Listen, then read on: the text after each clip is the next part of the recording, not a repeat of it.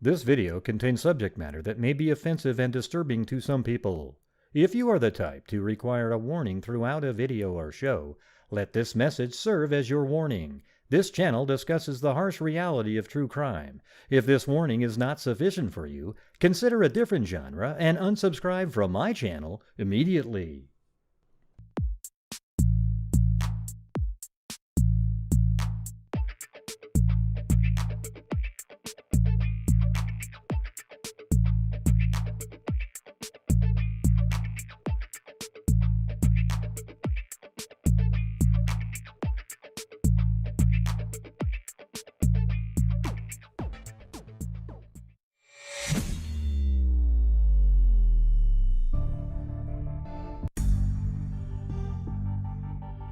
Man, that damn audio right there always gets me. Not every time, but sometimes.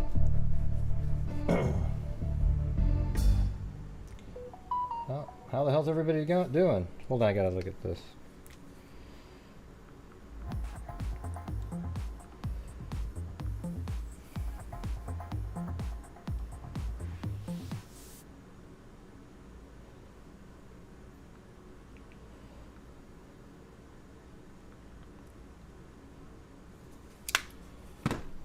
Hey, thanks, Mag.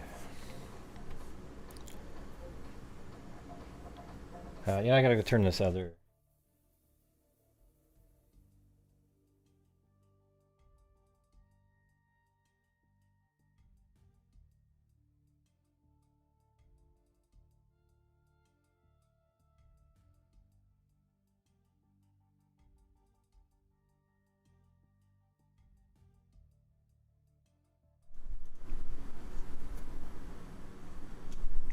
Got the air conditioning going in here, so it's a little bit. Got a little sound going. Thank you, Georgina Stoliker, Mag, Kami, and Ashy Snow.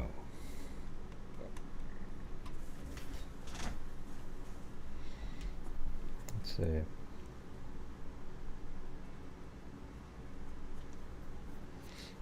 Well, how's everybody doing tonight?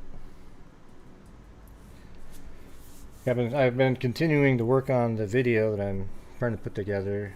There's a couple other things going on out there too. There's some Ada sent it to me the other day, and then Scouting Dude sent it today. Some serial killer down in like Tijuana, you know. Possibly, you know, he's up north too, so, you know, Scouting Dude thought, hey, maybe it's the person who killed the people up here. So I guess we could take a look at that later if we have time.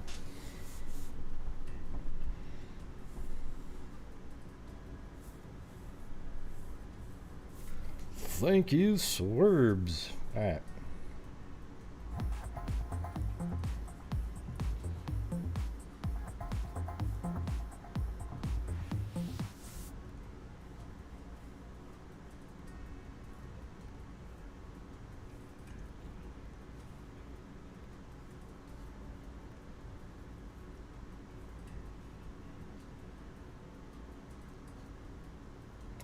Okay. All right. Yeah, there's people out there that are saying that the videos, the surveillance footage, isn't real, and I really don't understand that at all. Like, it's not, and they're just even saying it's not the right apartment complex, and you'd almost have to be delusional to think that. Now, is it possible that this is surveillance footage and somebody altered it to make it look like the right time? I guess maybe. But then there's also footage from another, one of the other, I think about 4 different videos have been released. Like 2 to 3, 3 to 4, 4 to 5, and maybe even 1 to 2 in the morning, right? But I'll show you something here in a minute. That's something that STEM KB sent it something to me, and then I went and found the different pieces and made it so you can hear it. It's not really loud on the surveillance footage, but I think when you see that, it really makes the odds of it not being real surveillance footage almost like, 1 in a million or so, or 1 in 1,000. Unless somebody went, oh, I'll leave these other ones the same, but then I'll take the one that was in the area at the right time and then I'll alter it. Yeah, I don't even need a gut feeling. I mean, I'm just saying technically it's real, I don't need like my gut tells me. It's not like that at all.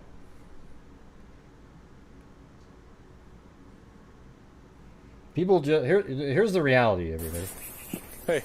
People don't want it to be real because they just like the intrigue of trying to prove Bryan Kohberger's innocent. Like, these people are crazy people. This is no different than any other case out there. How come you don't spend all your time trying to make these other people innocent of something? It's because it's big and you want to, ooh, look at me, I can do something. All right. So anyways, you remember the band field? Just listen to this. I'm going to turn off my audio so you can hear better. Right? My mic, because I've got the air conditioning on. All right, hold on. You'll hear, look at the time at the top of the screen. Can you see that? It's 2:54 and 21 seconds right now. Let's just do this part again. Hey, is that beer? Is that beer? Okay, hear that? Dit, dit, dit, dit. You guys hear the horn there? Watch. Hey, is that beer? First one was at 23 and then 24. You got that? All right. Now listen to this. Beer in your hand?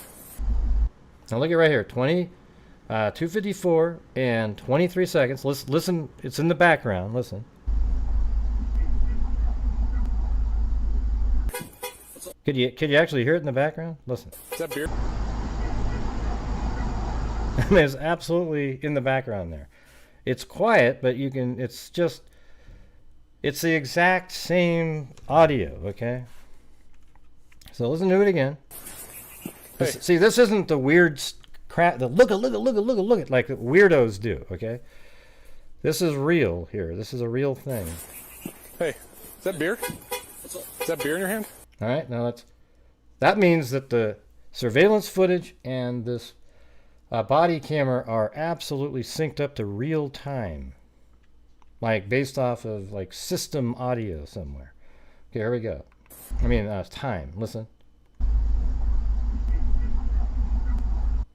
Yeah, so you hear it in the background. Now you'll hear dit dit dit, and there's like you can't make out. It's kind of too muffled. One of the beep beeps at the end you can't hear. Is that beer? Yeah, I mean it's the exact same cadence and everything. Okay, so yeah, it was STEM KB sent me that. He's the one that, I don't know if he thought of it or something like that, but I went and put it together so you could actually hear it. All right, so knowing that means that one piece of surveillance footage is 100% accurate on time, right? Do you hear that? So it's 100% accurate. So now we're going to say that just the one later they went and edited it. I mean, come on. So here's what it proves to me is that it's a legitimate surveillance footage video from that night, and it is there. We've gone through the whole thing. I don't know what it is, but like Jennifer, I can't remember how to say her last name. It's hard to. Let me see. Hold on a second.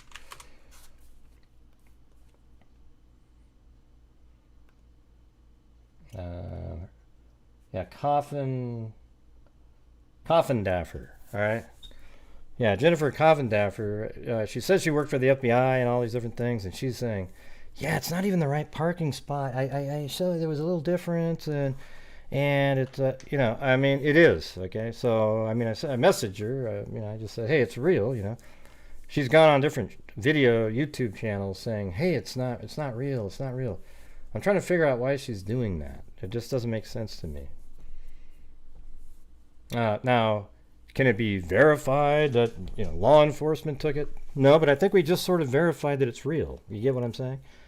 Like it's right there in that parking lot, and at the hour of 2 o'clock, basically, you have a verifying honks and in a specific cadence at exactly the same time as the body camera and the surveillance camera.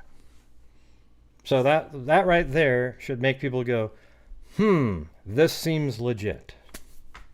Okay, not, well, this guy was so clever, they took the body camera honks, and they knew he needed to be in there too, so they... I mean, that's weird. Okay? Oh yeah, by the way, I forgot to put this other.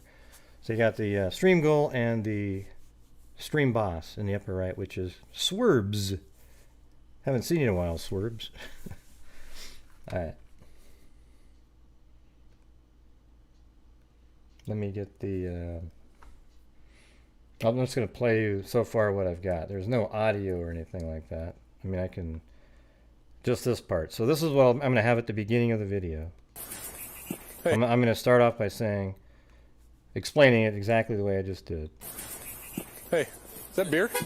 Is that beer in your hand?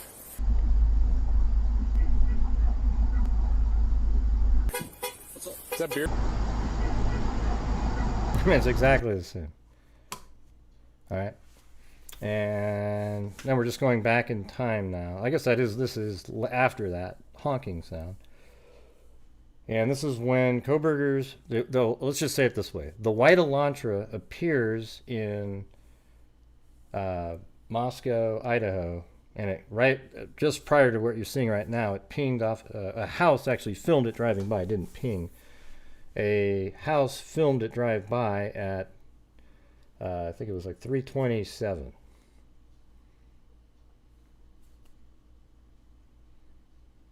Well, cool, Tyler Hackner.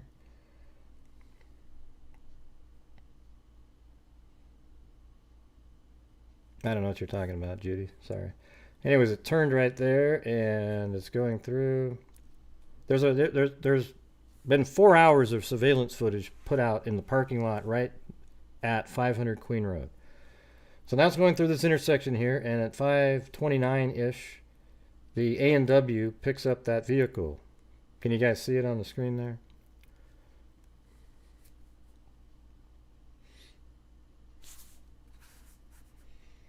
And just a couple minutes later,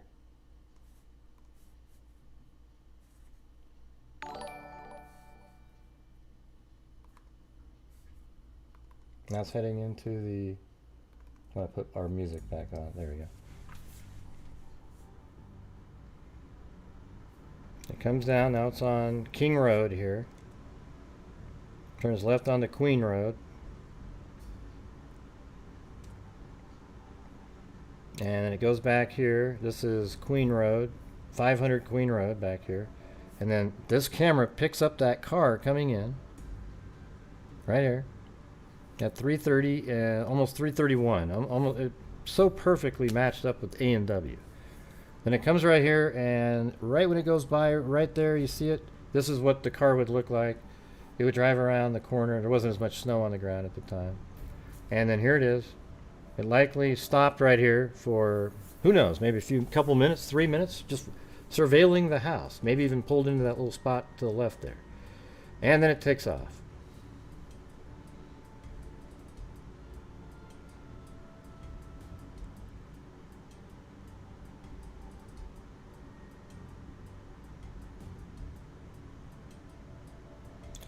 Hey, Crime Lies and whatever the hell your name is, just let me do my show the way I do it. You're incorrect. It's not fixing to do anything.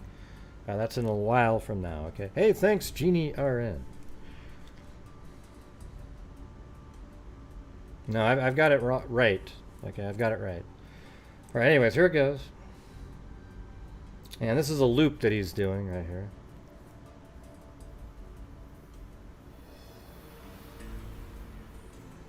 I like how people think that they know stuff that's not in the probable cause. It's awesome. Alright, so this is just this loop that he keeps doing. He does it 3 times. So it's actually going to just keep repeating, but this is what he's doing. It's a mile round trip.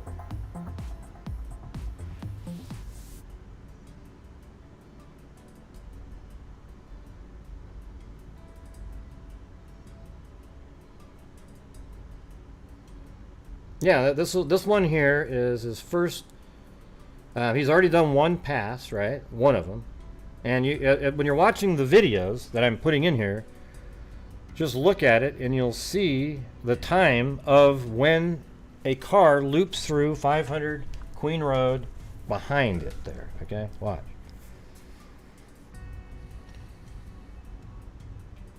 That's untrue, Brenda. Sorry about your ignorance. We've just shown you. No, you are. It's not proven wrong. It's not proven wrong, Brenda. I will not be apologizing because I've already told you that it's possible that somebody did a crazy fake, but that videotape is in the right spot. There will be no apologizing from me. I just showed you. You missed it, you dummy. Okay? The honks of the horn. You think the honks of the horn were fake? Is that what you're saying? Yeah. Yeah. So anyways, look at this one. It's 3:39 and 10 seconds coming in.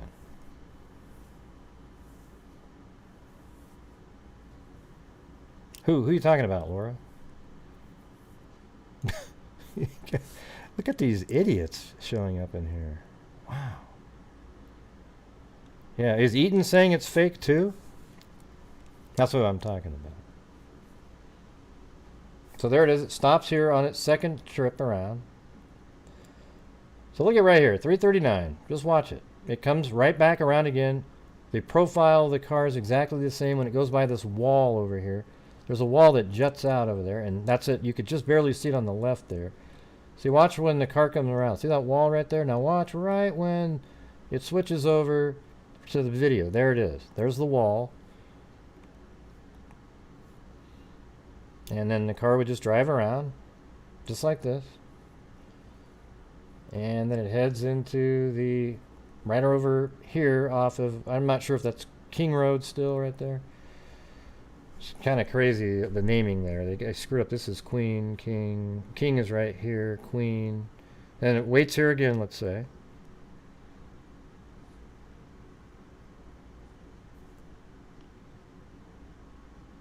And then eventually it takes off again. It might wait right over in here. It might actually pull into, because there's space to do a nice little turn right in there.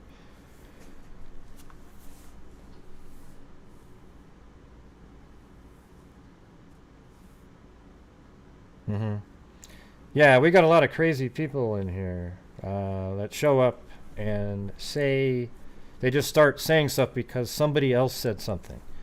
Okay, I've been doing this a long time. If the only way that this isn't real is if it's a fake of, like somebody took footage from earlier day and then put some time code on there that was later, but I just don't see it because that means you would have you purposely faked the other video with the honks in it. Okay. It just, I feel certain that it's real. Is it possible it's not? In terms of like somebody faked the video and faked the time codes? Maybe. Very, very unlikely. But the video itself is a surveillance footage in that parking lot. Do you get what I'm saying? I mean, these people are nuts that think it's not even the right parking lot. All kinds of crazy stuff going on out there.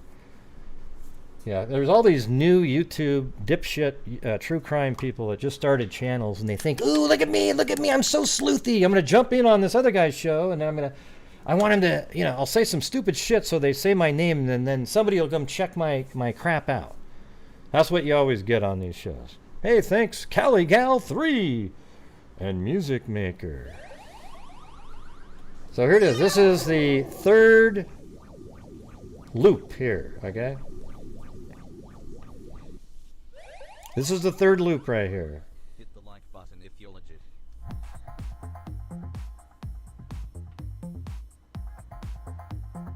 And there it goes. And this one was a little bit longer. There was 18 minutes, so he might have sat over here for quite a bit longer. Who knows? So here it comes. Now watch the time on this one. Now it's 3:56 and 56 seconds. And there it goes. The same damn car. How do you know it's the same car? Well, listen, I'm just telling you who else is driving, or what other vehicle that has the exact same profile is going to be doing these loops through a parking lot. There isn't like a convention of people parking back here at 3:54 in the morning. All right? I know, it's amazing. Hey, thanks, Mag. Appreciate it. Yeah. She said, please remember it's not hard to be polite out there, you wacko trolls. She didn't put that in there, but thank you. Give Gray a thumbs up. All right, so it just did the third loop, and it's going to do a fourth one, and it's just the fourth loop, but he does different things on the fourth loop. There isn't a fifth, sixth. Hey, Makeup Mobster, I saw you a little bit ago. Crime to the sector, I'm a shit body, bloody detector. Gonna get ya, I'm a shot ya, even rambling like I'm a little protector.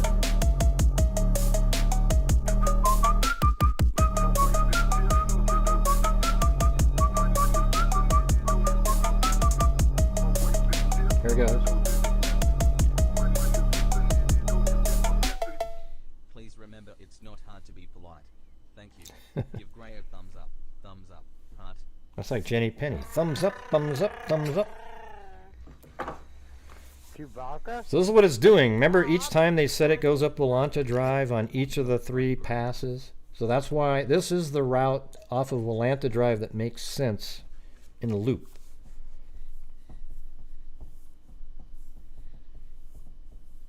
Yeah, everyone likes the avocado. It's between, I think, 35 and 49.99 that one pops up. Okay, here it goes. Now this is where it gets interesting to me here.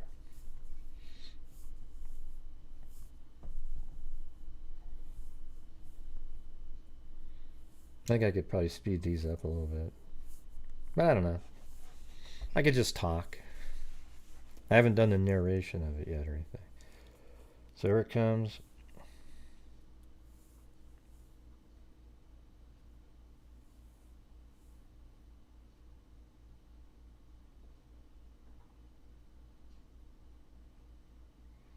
Now here it is. Now this time the car comes in, everything's the same, and then it doesn't go the same way around. So what I was wondering about yesterday was, is it possible, or no, I hate that phrase. The DoorDash driver is right there at this time, you know, just before this. He sees the DoorDash driver there, and so he drives back in here again, but he doesn't go the same loop, because when you do the loop, you're behind the house, and you can't see the DoorDash driver. So when he's over here, he turns around and goes back out to observe. And that might be why it takes a little longer to come back. He waits for 45, seconds or so. So here he goes. He's right here. That's the white Elantra parked right there. Everything's consistent with the white Elantra right there. That's exactly what the windows look like, everything. And no, there's not a sunroof in it, you morons. All right, so here it goes. It backs up. It actually does a 3-point turn in here, but this isn't the 3-point turn that law enforcement's talking about. And then look how it drives out like that. And here's the vehicle. This is what it does right here. I just kind of goofed around, and this is the spot right here where it's stopping. It's trying to figure out how to turn around. I didn't really spend a lot of time on trying to make that look like something, but it's trying to do something. Then it pulls this way. And then right here is where it does the 3-point turn. So look now it knows he wants to go back that way. So right, and then backs up, and then this way, and then it goes back down. I don't know that. Oh, there goes Alexa, turn off.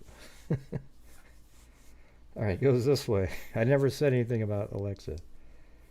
Oh, now I did. And here it goes. And this time, it goes right back in again at 4:07. And see how the lights go on?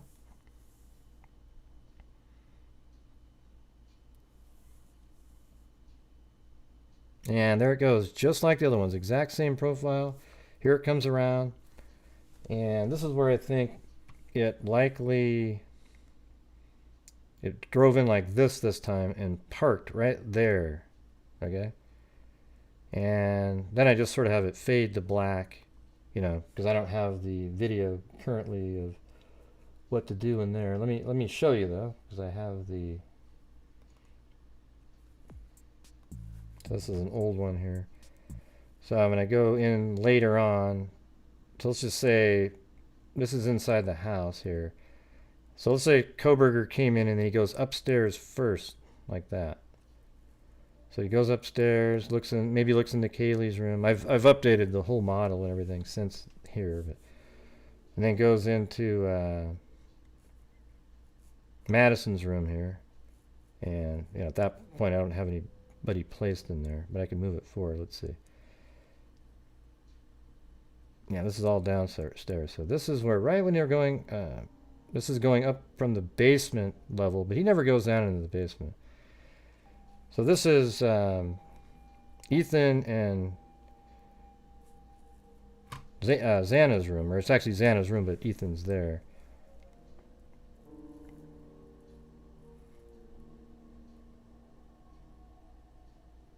Right. So let's just say there was an attack in there, but that's second, probably, well, most likely. But I think it's possible it was first based on some of the information we got. And then going up the stairs from probably through the kitchen, sliding glass doors, and goes into Kaylee's room.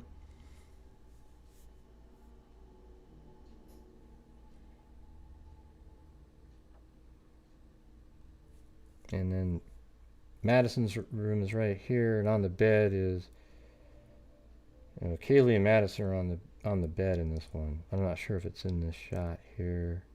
Yeah, no. And then going down the stairs, this is Dylan Mortenson's room. He didn't go into that room, but this is just sort of a walk through, like somebody's walking through the house.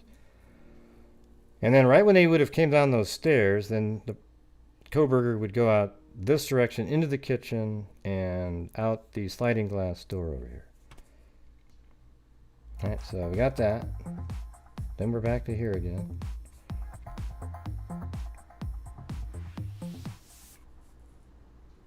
And then it pulls out after he makes the killing, quickly heads out. I'm not necessarily even going to put anything inside the house. There's not really no reason for it. This is really kind of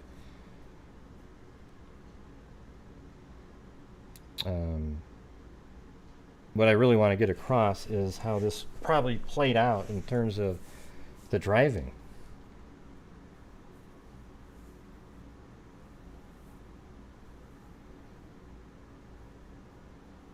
Yeah, and then it's really sped up right here. This is it leaving the area. It actually goes, I think almost certainly it went this direction. So taking a right here, but when he's doing a loop, he would take a left there. That's why he didn't show up on the same cameras. So he went down this direction, then takes a right there.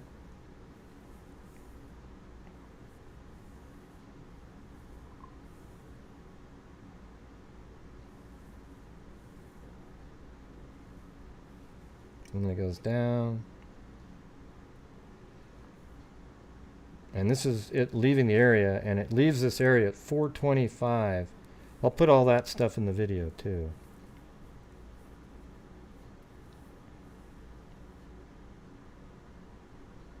Right here, and then it goes out onto this highway.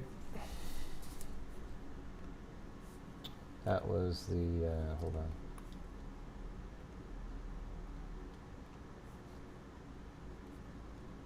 Yeah.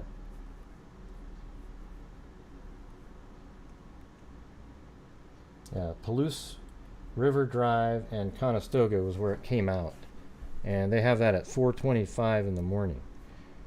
And then it starts heading out on the highway here, which is Highway 95, okay? So when it goes down 95 here, Kohberger's phone actually pings later. See, that's what all these clowns out there, they go, oh, He wasn't there. Look at 4:50, his phone pings just like Blaine, Idaho, right there, somewhere in this area. That's where his phone pinged. So, I mean, what was Kohberger is either the most unlucky human being on the planet times 50, or he's the killer, because his phone pinged in Pullman, Washington, just at the time he was leaving. And then after he does this whole long drive all the way around, his phone pings again in the town here, and then he drives home, and the white Elantra is seen on camera. So every time his phone is somewhere, before and after the murders, his phone pings and his cell phone, but he doesn't think he's in. He can turn his cell phone on because he feels like he can turn it on because he's already committed the crime, so he feels safe now. When he's out of town, 20 miles out of town, he feels, oh, I'm gonna turn it on now.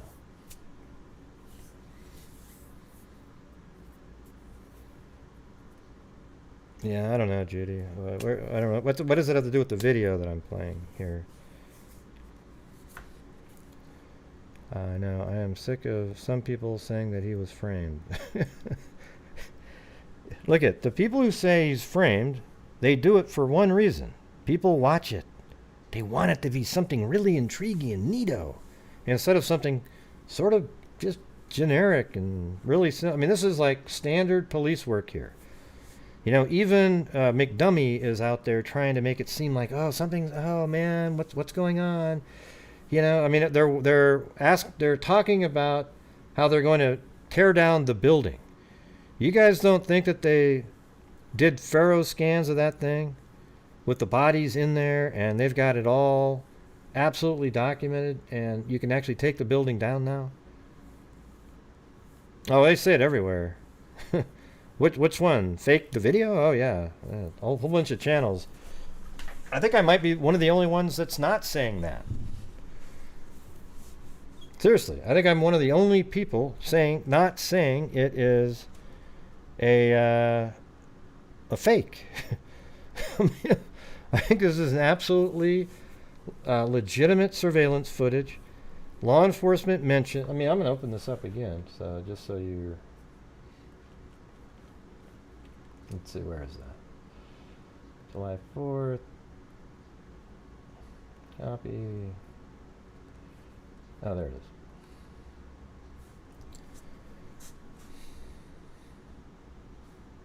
Yeah, I mean, we're right in the right spot already here. Look at this. I'm just going to read this part over here.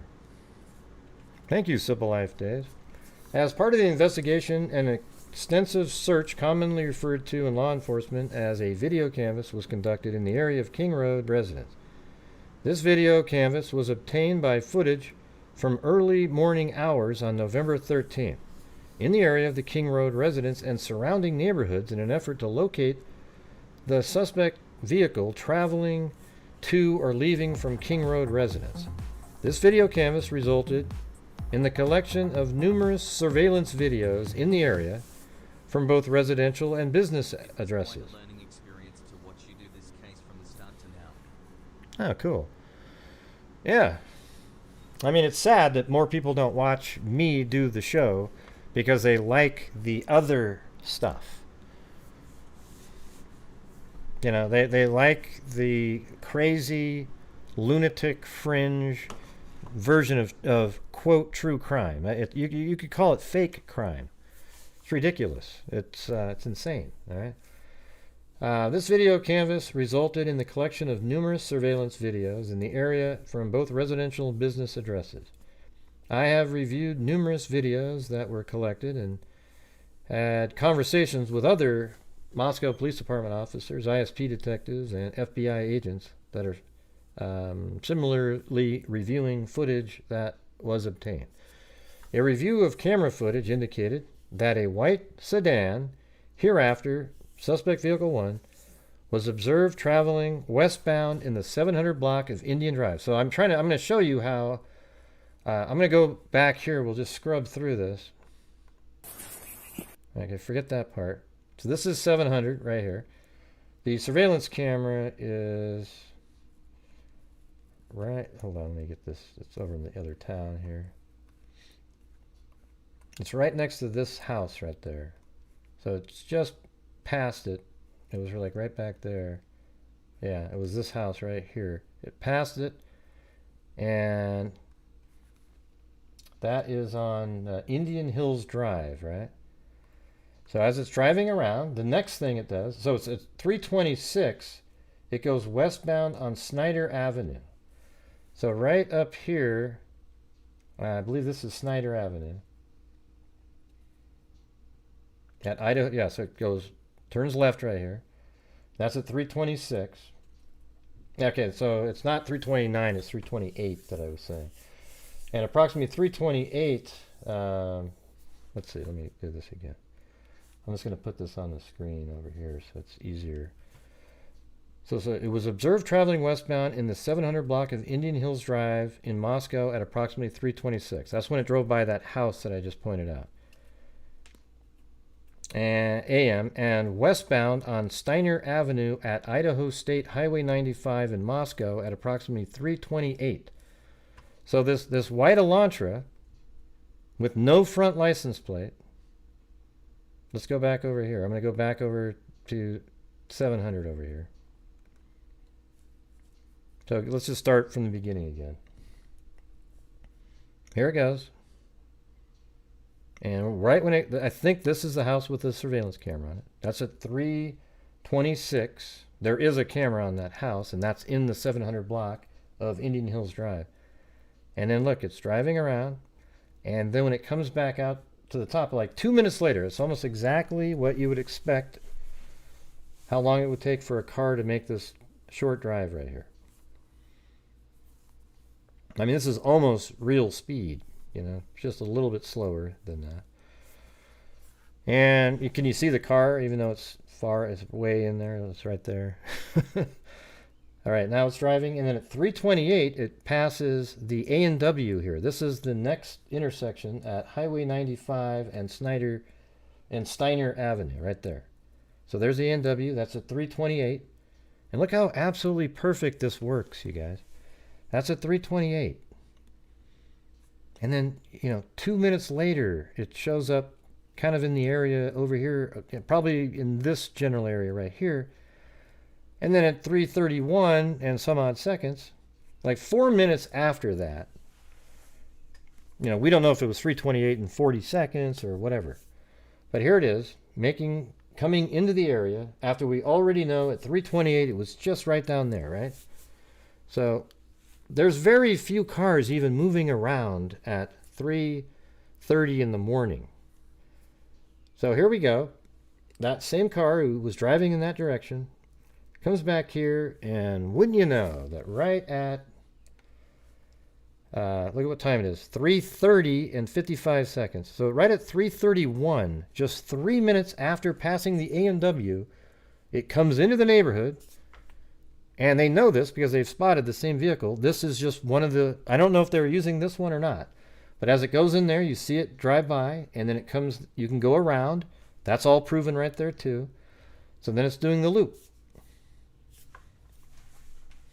And this is one of the first loops here. So what it says in the document, though, is, so it was seen at 328, and it's 328, and it says, a review of footage from multiple videos obtained from the King Road neighborhood, which could be the Queen Road 500, Queen Road right there. These sightings show suspect vehicle 1 makes an initial 3 passes. You guys hear that? So it makes 3 first. It does initial 3 passes by 1122 King Road residents and then leave via Willanta Drive. So that's exactly what I have in this video. This is pass number 1. It came in, and it came into the neighborhood, and it drove by right here, drove around just like this. This is pass number 1, and guess what this is right here? This is Willanta Drive right here, coming up like that. Is this making sense to everybody?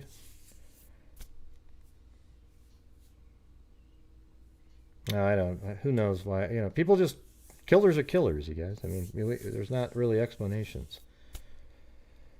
So this is Volanta Drive, and it's doing the loop. We're just gonna watch this one more time here. And here's the loop that makes sense. You turn, and then you just come back around. And, you know, he might have sat for 2, 3, 4 minutes after each loop right by the apartment there, you know, the building 1122, checking and surveilling and seeing whose lights are still on and so forth.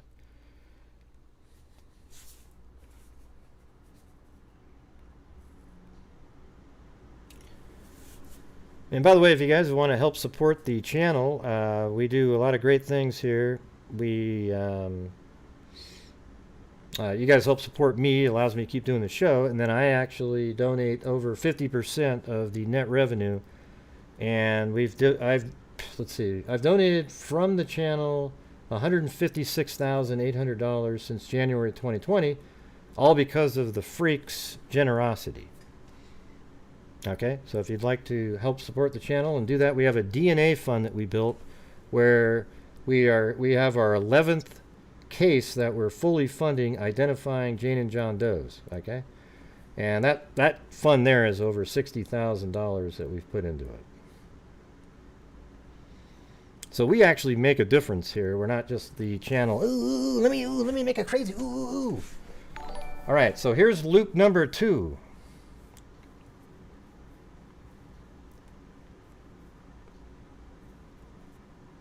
Just like the probable cause document said. Here's loop number 2.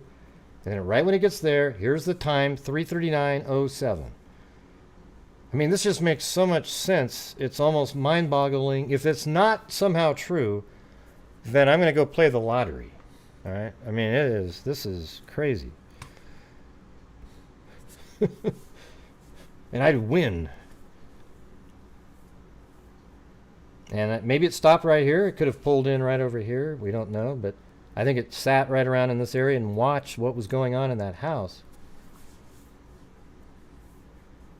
And that was loop number 2. And now it's about to start loop number 3 right here. It's pulling away. It's going to start loop number 3.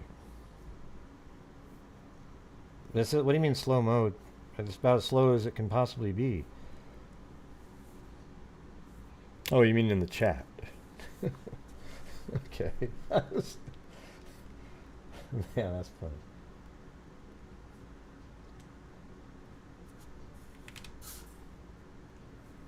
All right, we just change it to 45 seconds.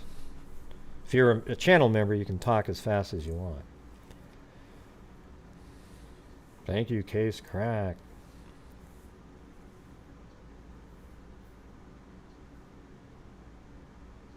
Yeah, and this is the most recent satellite image here too, so. I was like, how can this be any slower? I'm just trying to make it look somewhat realistic in speed, but sometimes you got to speed it up. Enjoy that Canadian cash lol. Hey, thanks, brown-eyed girl and Case Crack. That Canadian cash.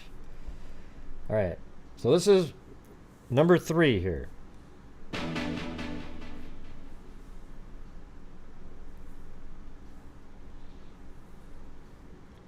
Thank you, Annie T and Brown-Eyed Girl. Dun, dun, dun. More Canadian cash.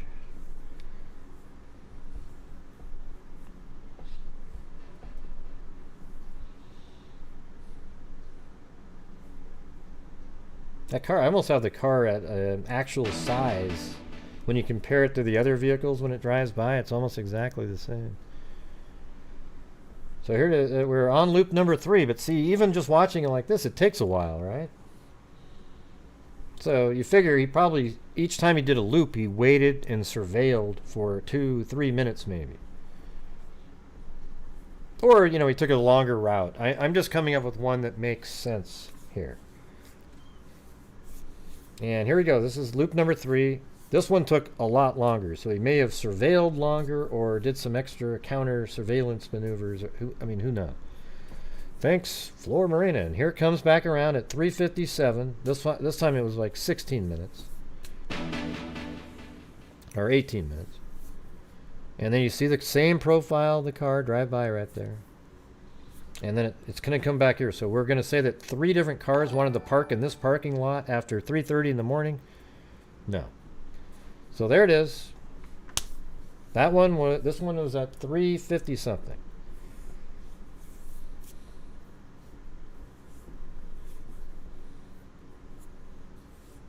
So now we're on loop number 4, and there's only 4. Somebody said, no, there's 5, Gray, there's 5. No, there isn't. There's 4. One of them, though, he just did other things. He did a little different maneuvering going on here. So, it's interesting, too, because now when you look at where this car is driving, that footage that was in the background of one of the reporters that would look like a white Elantra, it makes you wonder, was that him driving around without his phone on at one point?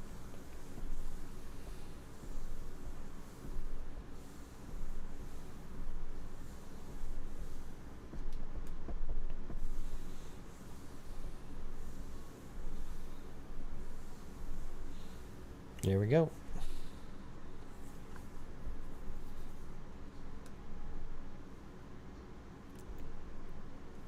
Well, how come can you guys explain to me, though, why the other stuff sells and why you guys believe? So, like, some of you sitting here actually believe the stuff that you're seeing on, like, the clown's channel.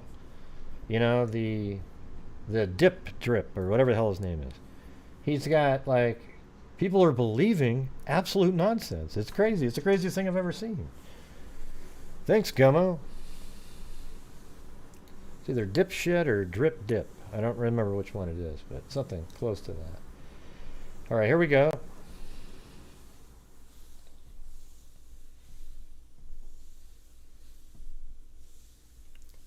Maybe that's what it is.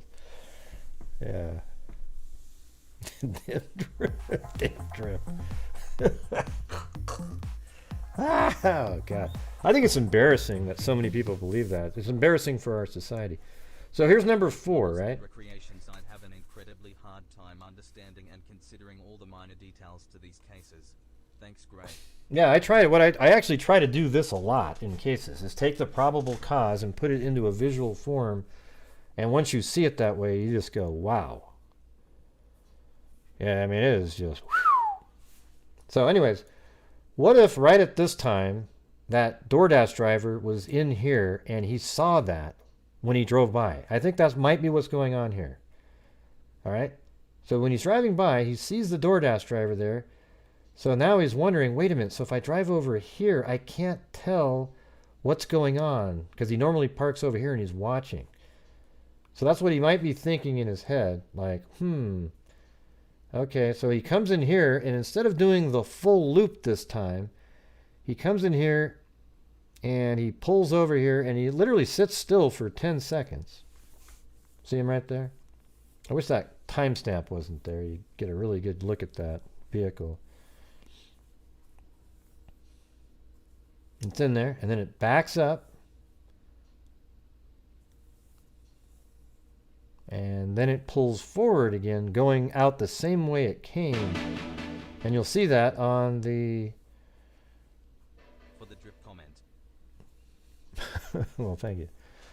And you'll see right up here, the car is coming out. And then right in this area, it does something where it's trying to park, turn around, do something.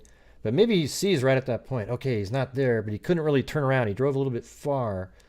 So he was trying to get back to where he wanted to go, but he goes, okay, screw that. And he's going to go over here and do a 3-point turn. And then he backs up. And then he goes the other direction.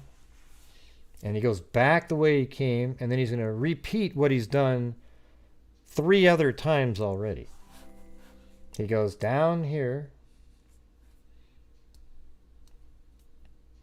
And let's... just to show you where I'm getting this from, I'm going to move it back out a little bit. So this is the 4th route coming in. I'm going to pull out the document here. I'm not just making this up when I'm making these things. Like, oh, this is all just made up. So right here it says, a review of footage, multiple videos obtained from King Road neighborhood showed multiple sightings of suspect vehicle one starting at 3:29 a.m. and ending at 4:20 a.m. These sightings show suspect vehicle 1 makes an initial 3 passes by 112 King Road residents and then would go on Walenta Drive. And that's exactly what I showed you in all 3 loops. Passes, Walenta Drive, passes, Walenta Drive, passes, Walenta Drive. Based off of my experience as a patrol officer, this is a residential neighborhood with a very limited number of vehicles that travel in the area during the early morning hours. Exactly. That's exactly what I was just saying. Upon review of the video, there are only a few cars that enter and exit this area during this time frame. Suspect vehicle 1 can be seen entering the area a 4th time at approximately 4:04. Okay, so that means it entered the area at 4:04. Okay, not on that street. Okay, now check it out. If that's true, then that first video that we watched, let's well, this is the 4th time.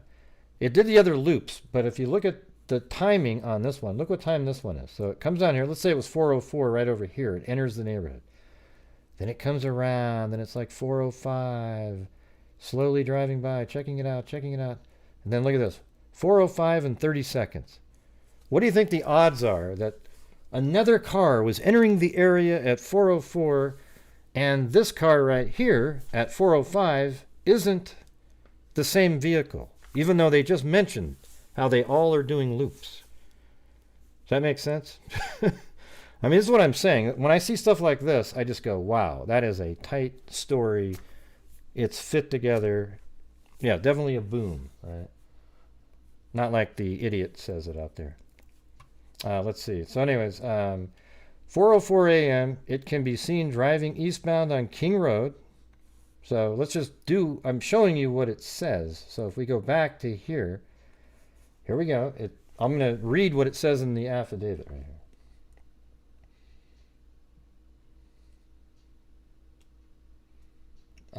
Let's see. Can be seen entering the area the 4th time at 4:04. It can be seen driving eastbound on King Road. That's what this is. Stopping and turning around in front of 500 Queen Road. This is 500 Queen Road, everybody. And it stops and turns around. That's what it's doing right here. Look what it's doing here. It comes in. I mean, you can't make this stuff up. It's so perfect. It comes in and it stops right here in front of 500 Queen Road. And then it backs up and it heads back out. Not only does it say this in here. Here, watch this. When it exits right here. Right when it pulls out, it's going to back up, waited 10 seconds there, then it goes forward.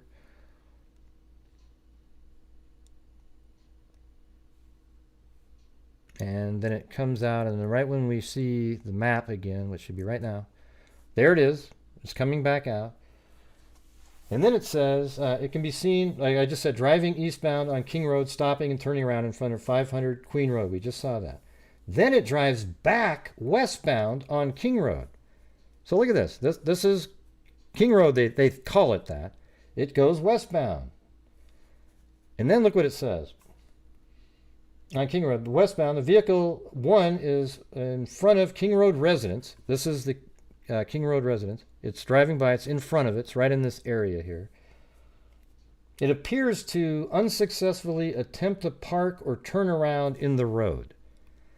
So like maybe it's trying to turn around. It might have been right in this area, you know, like it's trying to do something. It's trying to turn around, and it unsuccessfully does it. Then it says the vehicle then continued to the intersection of Queen and King, which is right there, right? Where it can be seen completing a 3-point turn, right? So tell me where I'm getting this wrong here. I mean, other than maybe it was right here instead of right there. So here it goes to Queen and King, and it does a 3-point turn. Are you guys, I mean, this is literally what it says in the document. And then after it says that,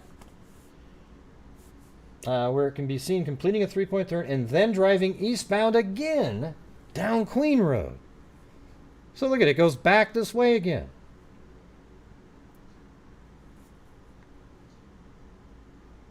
And then after that, they don't say that they see it looping around again. This is just the 4th loop.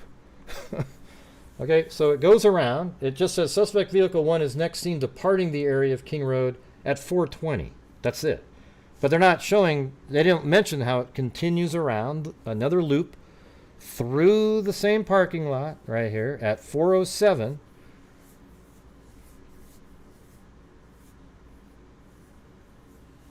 Man, they better add this in there. I mean, if they have something, like put all the cameras together.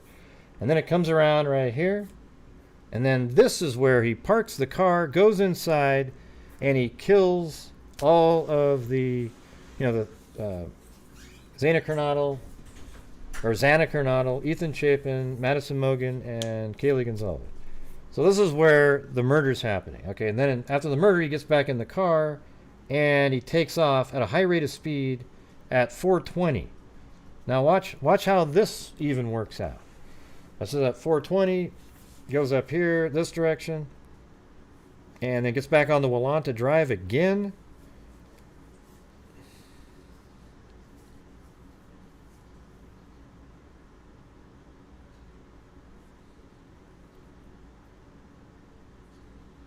Yeah, they were checking tire marks, and maybe that's where it was doing that trying to park situation. And then here it goes. It's now exiting the area. I sped this up because it's kind of a long drive, but this is how I would see it. And so instead of taking this next left now, it's actually going to take a right, because that's how he gets out of here. He's going to head back to Pullman, Washington the long way. So then right here he takes a right. It's the only way out. If you take a left there, it's a dead end. And the next left was a dead end. And right here, he just continues around. If he takes a left there, it's a dead end. So he knew exactly where he was going. And then right here, he comes around. If he had taken that left, I believe, I mean, it's not a dead end, but why do that when you would just you would be taking a right and going by a whole bunch of houses there. So then he comes down this direction. And at 425, he comes out right there. And look at what it says. Right here, it said, suspect vehicle 1 is next seen departing the area of King Road residence at 420 at a high rate of speed. The vehicle 1 is next observed traveling southbound on Wallenta Drive. Based on my knowledge of the area and review of camera footage in the neighborhood, that does not show the suspect. So they had seen the suspect drive by 3 different times on different cameras, but he didn't do it this time, but they do know he went on Wallanta Drive. So they use deductive reasoning there. And it works. I mean, so based on my knowledge of the area and review of camera footage in the neighborhood that does not show the suspect vehicle during that time frame, I believe that suspect vehicle 1 exited the neighborhood at Palusa River Drive and Conestoga Drive. Palusa River Drive is at the southern edge of Moscow and proceeds into Whitman County, Washington. Eventually, the roads lead to Pullman, Washington. Pullman, Washington is approximately 10 miles from Moscow, Idaho. Yeah. So I don't know if I have 425 where it pulls out here. And I don't know if it's in a later part of let me see if it's in the document here. Just a second.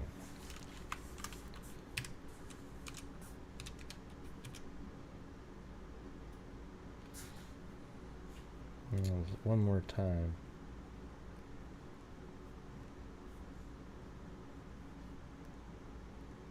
I guess there's only one, two. Huh. All right. So now after the vehicle leaves and comes out around 425 here, I think why I have 425 is I timed it on Google Maps. I mean, I didn't time it. I figured out how long it would take to get there on Google Maps. And if they think he came out here, just sort of look at this logistically. He drives around. If he takes a left here, he's going the wrong way again. He's going on Wallenta Drive. And remember how they said Wallenta Drive? Wallenta Drive does this whole loop, right, like that. That's Wallenta Drive. So he didn't make it on the Wallenta Drive that time, so he comes down here, and you're not going to take a left there because you go into this apartment. It doesn't make sense, right? So you could either go this way, that way. You could have came down here, but there's cameras here that didn't show the vehicles, so they're able to subtract out things. I think they think he came out like this. Then right here, he takes a right onto Highway 95, and then it's still just the Willantra at this point. But guess what? He turns his phone on, and it pings west of Blaine, Idaho, right here at, I think it was 4:50 in the morning or something. You don't think that's like damning as hell right there? I mean, the time works. So it just so happens Bryan Kohberger was driving around in this area where there's another white Elantra that, yeah. Mm-hmm. So. Pretty crazy. Pretty crazy.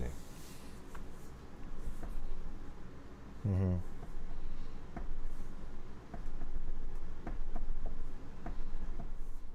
Now, I mean, what alibi is he? Why is he going to say his phone was pinging over there?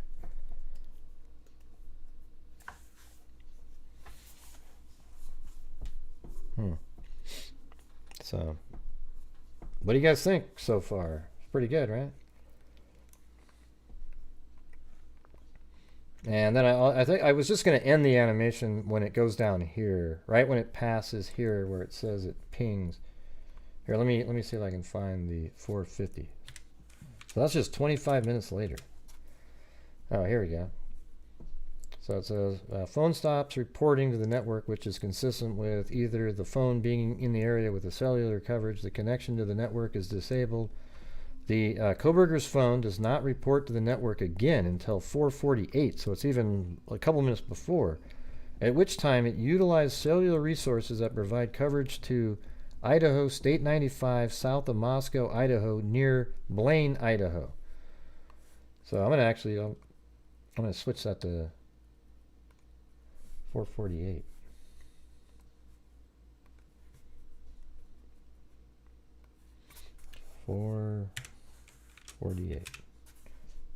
Oops. 4:48.6.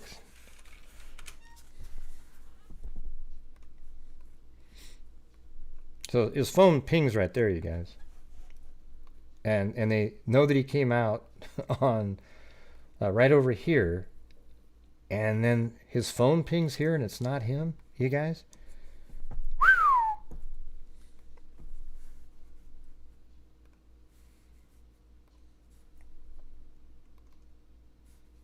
I get some sound again. It's too quiet.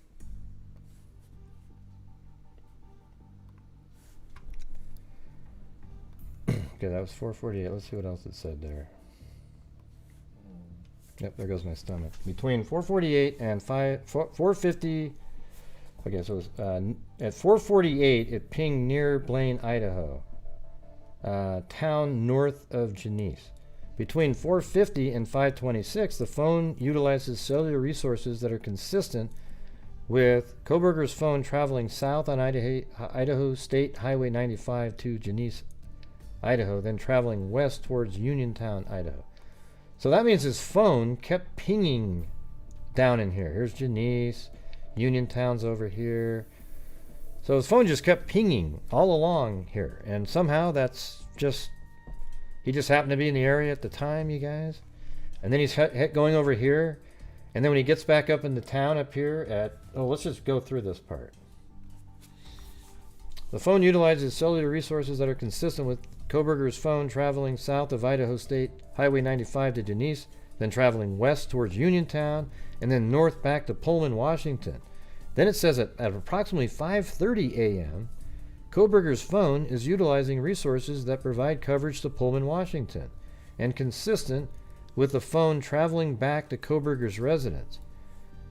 The Kohberger's phone movements are consistent with movements of the white Elantra that is observed traveling north on Stadium Drive at approximately 5:27. Yeah, I mean, so when they say it was in the area, and I mean, they're gonna have to get a little bit more specific on the 5:30 ping and the white Elantra, and really dial it in. Like, hopefully there was some coffee shops open and his phone connected to Wi-Fi or something like that. Further review indicated that Kohberger's phone utilizes cellular resources on November 13th that are consistent with Kohberger's phone leaving the area of Kohberger's residence at 9 a.m. Yeah. So he leaves at 9 a.m. and he gets back around 9:32, but it's pinging, near the town. So, it takes a little longer to go get there and back. But it's, you know, it's hard to explain. I have it in the video. So at 9 o'clock, he's not at his house. He's almost leaving. And then when he comes back, it pings at that same tower, but he still has a way to go to get back to his house. No, there's no... what do you mean? Gray, probably the black box in... Oh, you mean the black box. I thought you were talking about Black Elantra. Maybe. You know. Not to see what it says.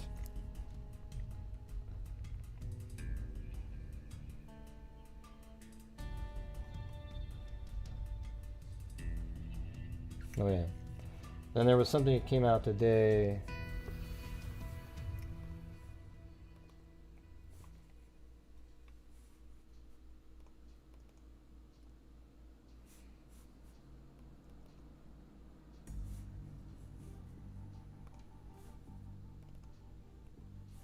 There. This is one of the documents that came out on the 6th. Today's the 9th.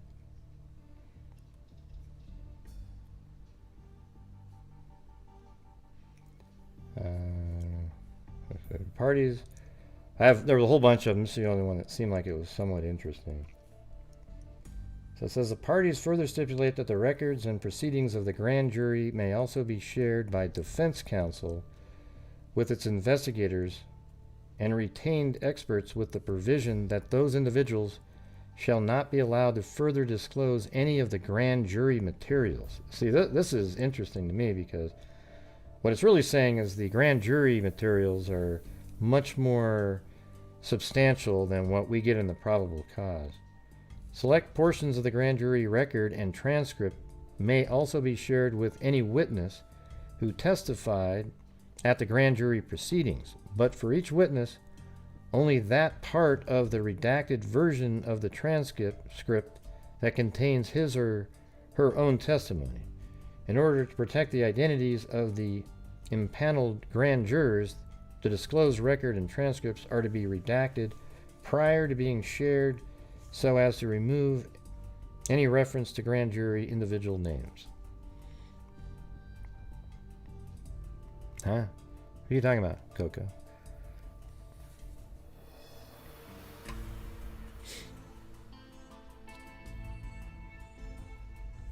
Ding, ding, ding, ding.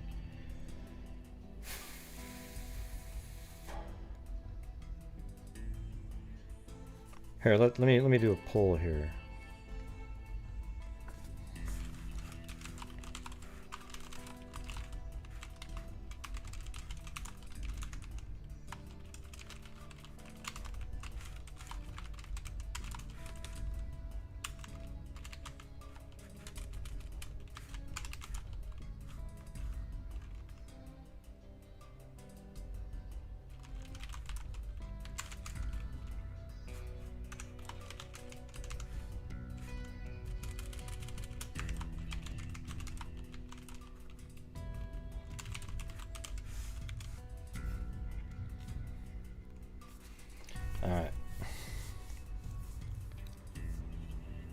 I think if you don't think that, there's something wrong with you. You'd have to believe in like it's a big conspiracy. He blames everybody, even Murphy. Yeah, this is where the trolls. Hey, quickly say no. This Gray doesn't like this. Hurry up, hit the no button. It gives me a good percentage of how many dumb people there are, though, as soon as you go through it.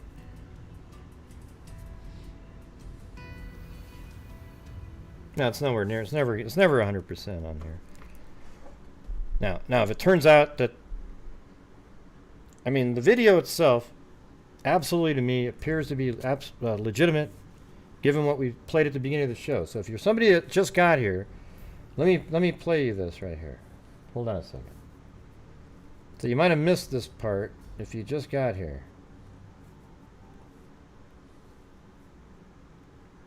So listen to this.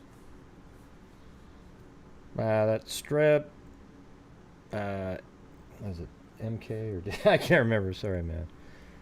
Yeah, watch this. You can hear it right here.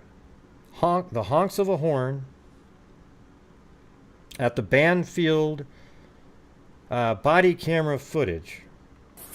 See, this is at 2:54 in the morning, so it's nowhere near where Kohberger got there, so it's irrelevant in that aspect.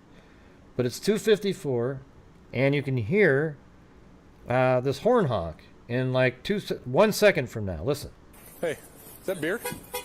Is that beer? Now, you hear the cadence there? Dun, dun, dun, right? Now watch this. In your hand? Can you hear that in the background? Dun, dun, dun, dun. Exactly the same. You have to kind of turn up your mic or whatever, but it's there. Is that beer? I mean, that's just awesome. So that's at 2:54. So the only way this could be fake is if somebody thought through and went, wait, I got to match it up with that body camera footage that was out there. I got to match it up with that one. Okay? Yeah, no. Right? So listen, if you're on these other places that are all still paranoid and thinking it's all fake and everything like that, you might be the one voice of reason in there. I can't, I don't have a way to verify in another way, but I think that verifies that it's an actual real audio from, it's a real video. It's there. And I've seen videos of people driving back there. You see where the camera would be. You see the wall. You see the little fence there. I mean, we went through the whole thing. Let me show you again what's going on here. Watch this. Let me go back to the 4th of July, because I think that's when I did the... And you guys, look at that. We're almost at the goal. So if you'd like to help support the channel and get to that goal, that'd be great. All right, see right here? There's this fence right there. And this one here is probably a little better. So can you see that the fence right here? And then right there's the angled board that you can see on there. See that? There's an angled board.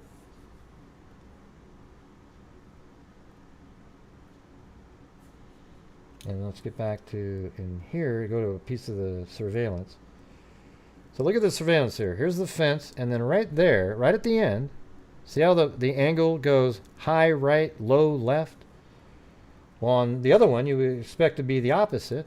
Now it's high left, low right. That's because it's from the other side. And then you'll also see that, let's see, this one. Now see the cement wall that extends out over there? You see that in the same thing. It's right here. See that? And that's why when the car goes around you don't see it for a while, and then it kind of comes out just for a second, and it goes that direction. Thanks, Coco and American Lady. Da-na-na-na-na. So I am 100% certain that this is a surveillance camera in that parking lot. Aren't you guys? Look at how many dumb people there are. 213 votes, and at least 40 of them are morons. Yeah, it's unfortunate. Please don't serve. Gray, I used to be a sub, but you called me a moron because you said it was... Really? How did it not make sense to you, what I just showed you? To tell you the truth, if law enforcement denies that video exists, I won't believe them. Okay, this is a surveillance camera shot in that parking lot. It is video. We just heard the horns beep at the same cadence. It is it.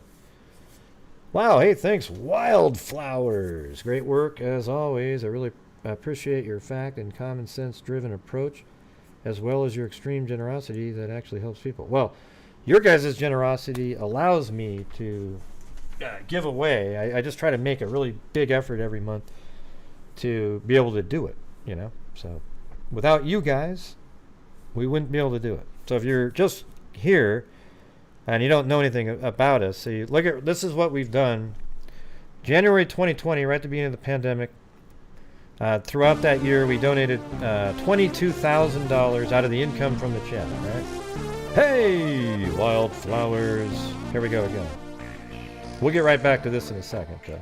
But I just want you to know what we're doing here. As always, I really appreciate your fact and common sense-driven approach, as well as your extreme generosity that actually helps people. Yeah, well, thank you. Yeah, it helps people, and we actually pay to get cases solved. What do you think of that? So we've got 22,000 in 2020, then 42,000 in 2021. Last year was crazy because there was a lot of videos that I made that had high income ad revenue on them because of I don't know, it was just crazy. So we gave 62,250, but we're already at 30,850 this year after June, so almost at last year, even with those crazy months. And then $157,600 total since January 2020. Okay, now part of that is a DNA fund, and if you look over here to the right, it says we solved the Sky Shoots in I think it was Colorado, and he was a guy that apparently went to the top of the mountain. They found his head down below, but he ground off the serial numbers off of a gun and everything. And apparently he committed suicide, but we got his name back. And then Daniel Armentrout was a young boy at 16 years old who died as he was hitchhiking, and a small town took care of him for 60 years, put flowers, treated him like they were a family member. It was amazing. And then they exhumed, got the bones. Cost like $8,000 or $9,000 because it was really degraded. And we got his name back. Daniel Armentrout, and his brother came in from Florida. There's still another missing brother, amazingly. And then George F. Madden III was Lake Altoona Doe, a man with flippers on his feet, and he had tied weights around himself, and he had a bullet hole in his head. And I thought, man, that sounds like maybe a suicide, that he swam out with the weights on and then had a gun with him and then shot himself, and then the weights were going to make him sink. And turns out that's exactly what law enforcement came up with, because apparently he didn't like tie his arms or something, so crazy. Anyways, and there's actually another one, a woman that was a victim of a serial killer. He killed 11 people. She was one of the ones that wasn't identified, but he was convicted even on her murder. They just didn't know who it was. And but we gave her name back, but the family doesn't want her name out there, so we haven't been able to put that out there. And there's been a couple other ones too. So, and we have 3 current ones that are in the pipeline. So, we try to make a difference here, whether you guys don't like me or whatever the hell it is. There's people who just hate my guts. But that's okay, man. I didn't mean to put myself in prison. That's okay. You can do whatever you want. Let's see. So did they catch Kohberger on any camera leaving the neighborhood? Huh? We don't know all the different cameras that they have. They obviously have a ton of cameras that they have footage from, and they haven't released anything. I mean, this is really the only footage that's been released, and I think it's absolutely, it appears to be legitimate. And also, like, would you put this little thing down here, this little LL113, So you have, this could be, the only possibility here is that you scrub through the footage and just in a small amount of time, no other cars left, or you'd see them just disappear out of the screen, and then you altered this. But that'd be really difficult because it's a transparency. It'd be hard to do that without interrupting and making it obvious the image behind. And we just correlated it with literally only 30 minutes before some honking on a body camera at the band field over there. Well, thanks, Lillian. I'm glad you like me. Hey, everybody. Lillian likes me.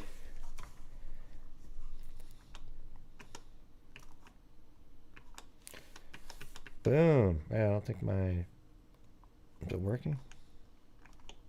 Yeah, I think my audio for my buttons don't work right now.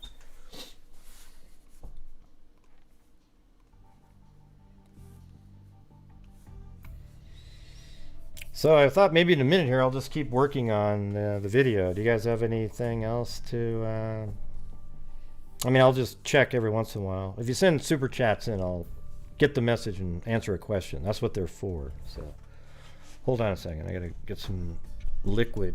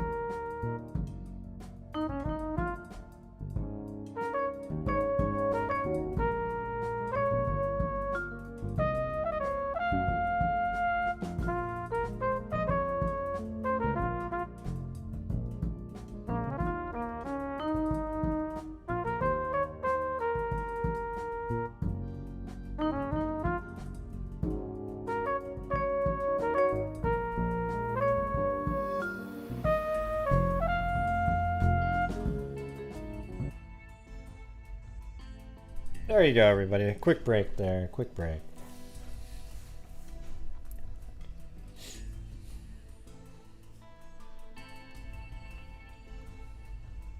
Yeah. And some of those images were created by JLR, who, you know, pretty controversial person, but, you know, he got a decent video there where it gave some insight into the travel around through the neighborhood there.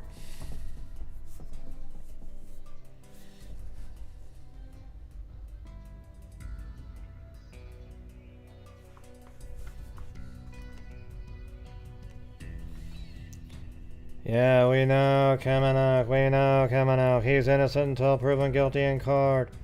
I think everyone needs to remember that. He looks guilty, but he will have his day in court. Yes, we all remember that. We all know that. We're not imbeciles. But when you look at the evidence up there, it looks like he absolutely is the person. Don't you agree? Thank you very much. Yeah. People always try to come in and act like they're just so insightful and just absolutely, yeah, man, I'm just a bigger person. What do you call it? Like virtue signaling. It's a virtue signaling thing. This is a true crime channel. We're going through the evidence, looking at it, and I'm stating my opinion about the case. All right? Of course, we got to wait till there's a trial to actually know if he's found guilty or not. Oh, I think he does all the time, Lisa. Yeah, he tries to fake. He puts out just total bullshit information. But when you're driving around, you can't really argue with a video of somebody driving around. Yeah, you must not have watched him too much. Let's see.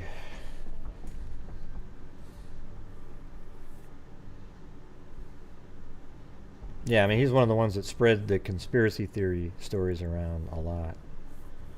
Hopefully he changes or something. Okay. Well, yeah. Well, he doesn't, like, it's hard. You can't argue with the video, is what I'm saying, Lisa Valenzuela. Can you explain the cast report? I keep hearing it. Well, where is it? Where is the cast report? Cast is the cell phone analysis people.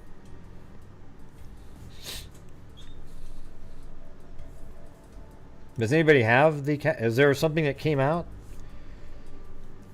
If there is, let me know. I'll pull it up on the screen. We'll go through it.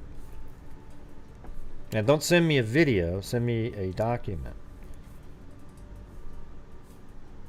What do you mean LOL?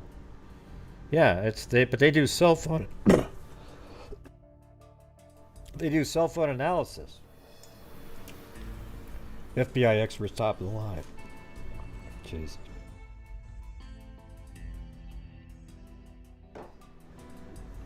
I think that's what it means.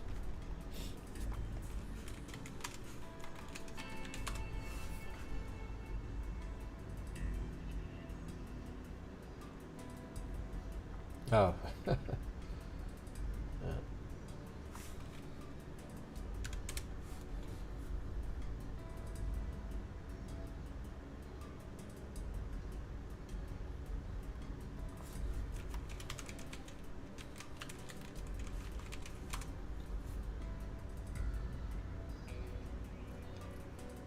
Yeah, it's support to the FBI along with state, local, and tribal investigations through the analysis of cellular call detail records. That's what I said. Yeah. Doesn't mean they're top of the line, FBI, anything. Hey, thanks, WebWeaver68. Great work, Ray. Visual information. Like this is going. Yeah. I think stuff like that, if you had it right and you matched it up with actual information they have, would work great at trial. You put in an animated vehicle and then line it up with various cell phone cameras and get the exact path so the jury goes, oh, yep, it went there, yep, makes sense. Okay, boom, boom, boom. You know, like it just makes sense to them. Okay, so I'm doing it sort of without all of the other information that they have.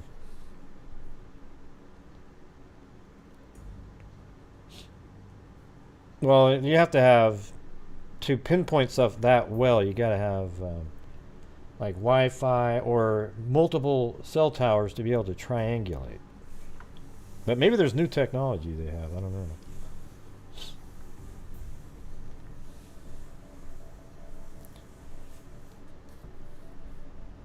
So what's this cast report you're talking about? Is it out? There's something out there on it? Hey, thank you very much, Cananella. Appreciate it. On PayPal there. Very kind. Don't do that well. Maybe they can hire you to... Well, I've actually, I have done animations for a trial, an elevator accident, and then in the Delphi case, the prosecutor got a hold of me and said, hey, if we make an arrest soon, we might be able to use you to make an animation for us. But they didn't make an arrest for 6 years, and he was no longer there.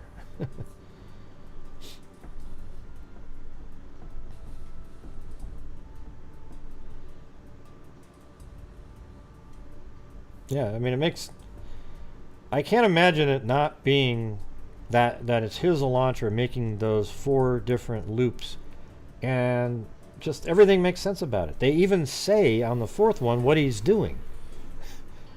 You know, it heads east down the road, tries to turn around, then it does a 3-point turn at King and Queen, then goes westbound again on Queen Road, and then goes on Queen Road 500 behind, and then it, it doesn't say on that one, but that's what you see it on the camera right exactly when they're saying it. A minute, I mean, the car enters the area at 4:04, and then at 5:05 and some odd seconds, it's turning around in the parking lot there at 500 Queen Road. So that's just some other car.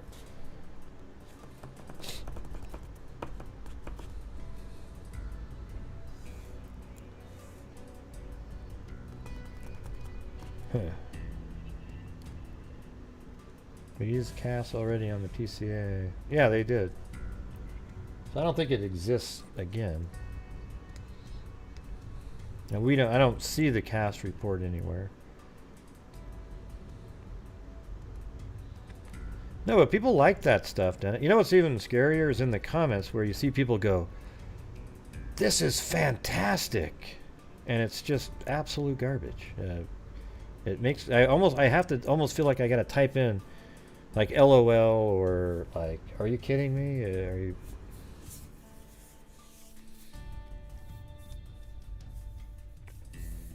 Yeah. Yeah, I'm Bryan Kohberger. I'm gonna say it. I believe he is the killer, and I don't have any doubt that he did this. Right? I'm not sitting there going, "Ooh, I don't know, man. I don't know. Yeah, I don't know, dude. There's some." I don't have any of those thoughts. These people that come up with all these extra side people they're doing it because there's nothing really more to do other than stuff like what I'm doing right here in this case. So you invent somebody to have continual content. Same thing in the Delphi case.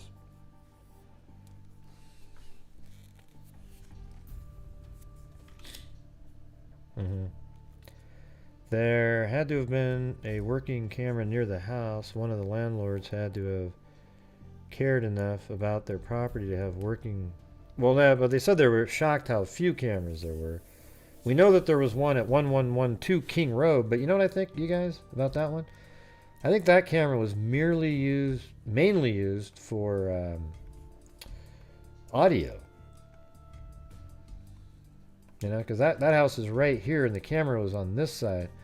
So it could have picked up when it did the 3-point turn, but, you know, and each time it kind of pulled in here depending on the angle of it. So it definitely could have picked that up. But the audio is what they're using that one for. And this one is further, you know, quite a bit further away. It's about, what did we come up with? Let's just measure it. Camera right there.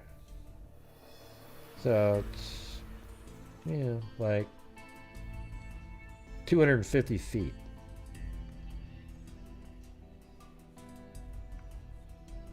Actually, that's not what I was going to do. Hold on.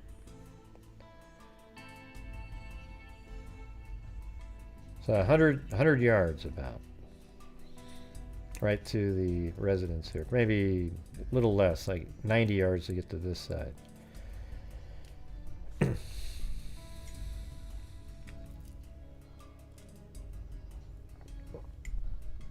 I know, and then when I speculate, I'll just say, listen, I don't know if any of this is true, but this is a scenario that could have happened. You know, even if you're talking about a family member or something like that, you can say, like, it could be that the boyfriend, this is what happened. You know, one of them was leaving, the dog. Remember the whole thing about, it was just crazy. And they said it was a personal, like, the killing was personal in nature.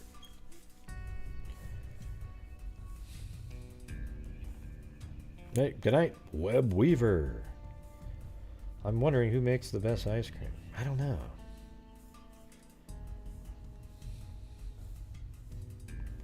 All right, you want me? I'm just going to keep working on something here. But if you send a question in on Super Chat, it'll get my attention and we can think about that, whatever it is. All right, so I'm going to turn this off here.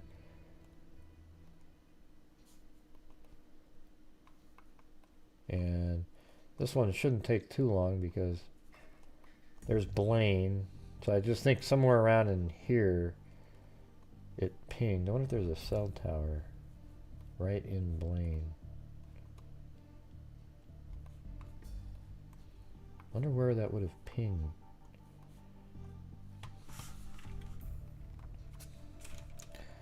Cell tower in Blaine, Idaho.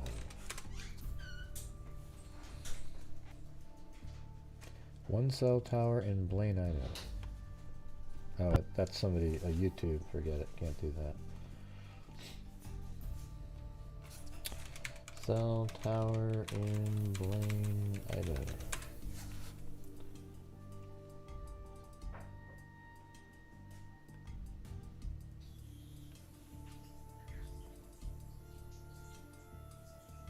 That's Blaine, Washington.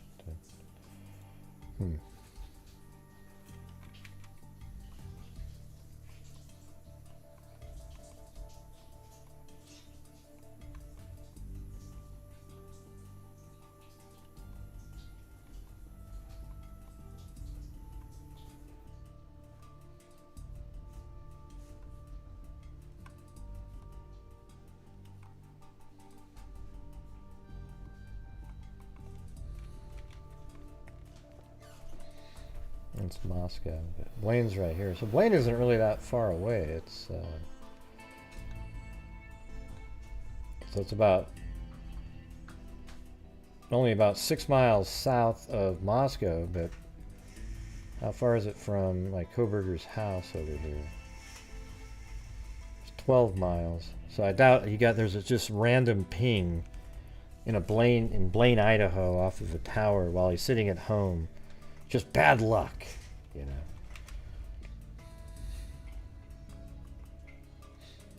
Okay, so it comes out right here on Conestoga. Let me turn off roads.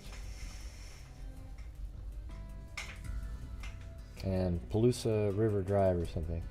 Then it turns right on 95, I think, but it could have came down here and did something. Well, I mean, we don't know. It could have gone down that road, disposed of something, and somehow made it back over there. Don't know how you would do that, but...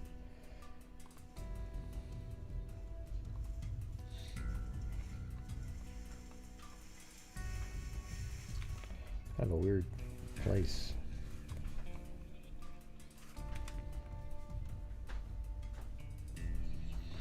Alright, well here we go. We're just going to start right here then. But actually I'm going to pan out, and this is going to be like something representing a vehicle. Yeah, so that's 95. And Blaine is right here. So basically...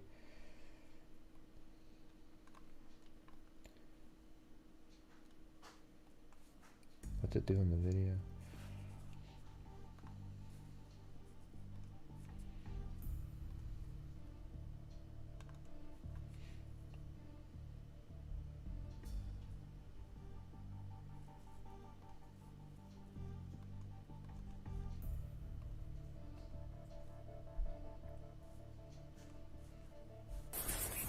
Hey, is that beer?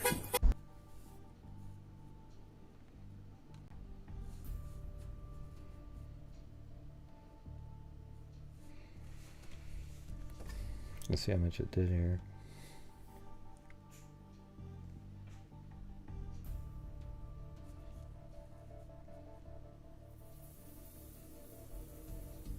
Okay, so it's just a little after that building there.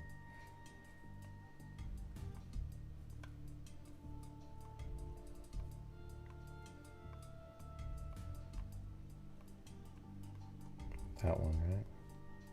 Yeah.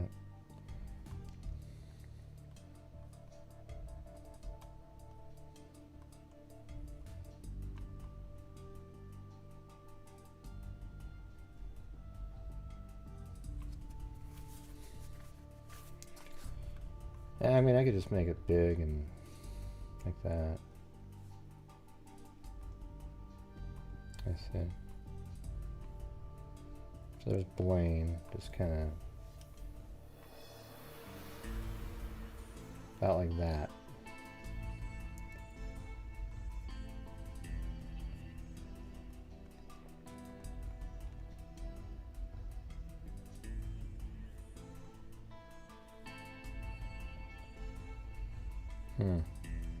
Yeah, it sucks because it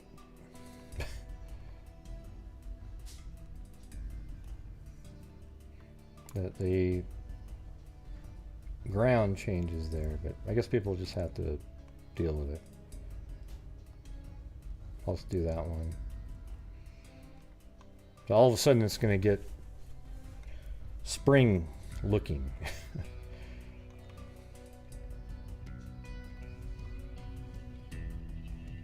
Yeah, that's the building right there.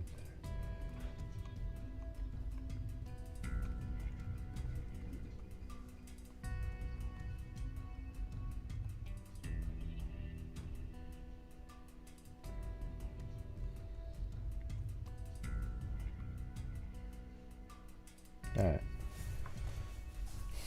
So I'm going to save this image out as the maximum 8,000 by 4,000.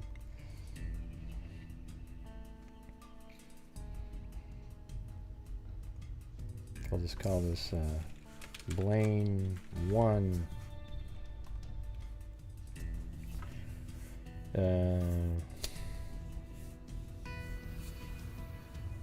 We don't know, Goofy Girl. We don't know. If we knew, wouldn't it, we'd already be there, right? Why not say, where did you think he did it?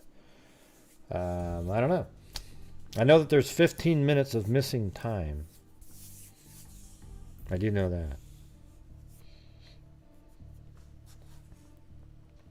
Well, you know what I wanted to try before we get onto this?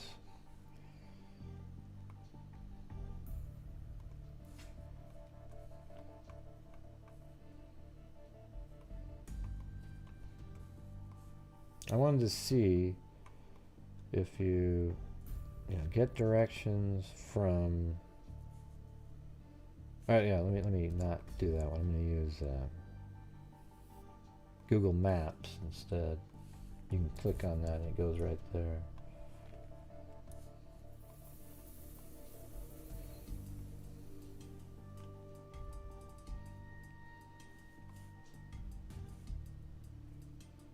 Okay, right here.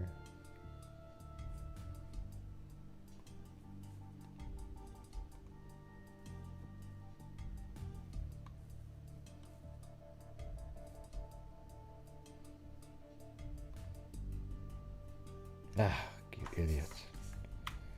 I don't want that one.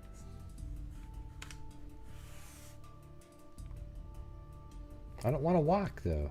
Is there a way to pick the driving? Oh, there it is.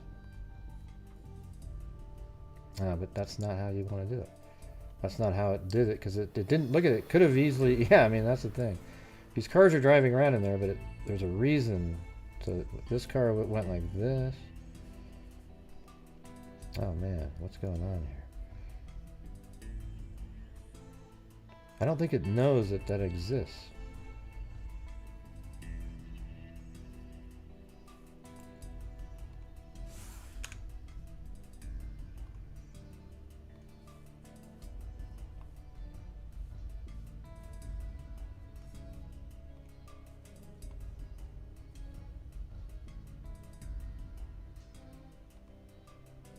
Okay, so that's 2 minutes to get the right there, and we had it at 28, somewhere in the 28, right? It was 3:28 when it passed the A&W there.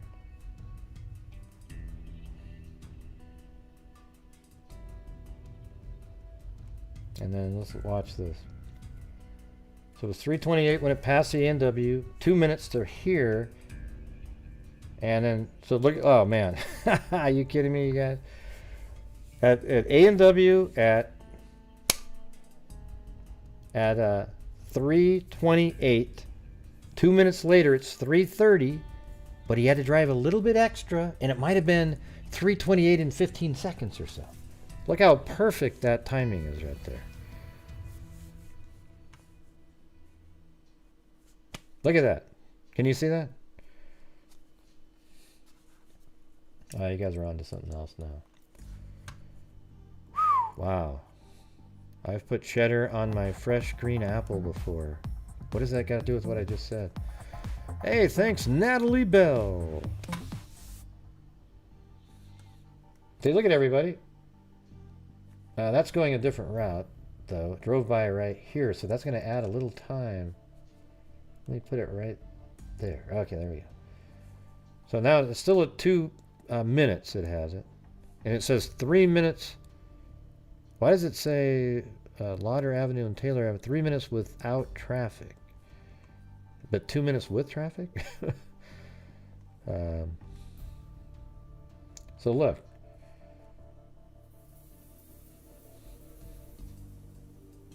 I'm going to delete this. Do that again. So how about right here? Directions from here to here to there.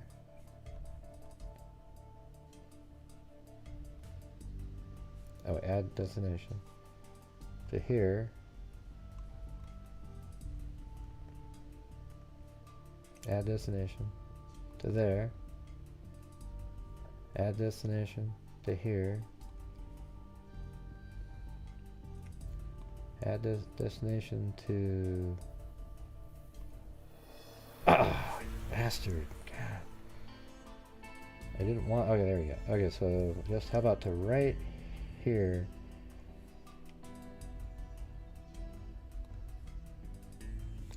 Okay, so they have that at 2 minutes, and that's exactly how he came in like that. So let's say it was on the probable cause. It says that at 3:28 the vehicle was driving by this A&W right there. Takes 2 minutes to get to here, so that would put you at 3:30, right? Now let's say it wasn't exactly 2:28 though. Let's say it was 2:28 and 20 seconds or so. But even if it's not, it's at 3:30, right? And then we go over to the surveillance footage here, and right here at 3:30 and 55 seconds, the car is coming in doing a loop. So you're saying there was another 2 cars just driving around right then? And then but the other car did the 3 loops in this parking lot that just happens to match Kohberger's? I mean, not Kohberger, just happens to match the white Elantra that they're looking at, which is Kohberger's. Huh? I didn't get to see what the message said there. I missed it.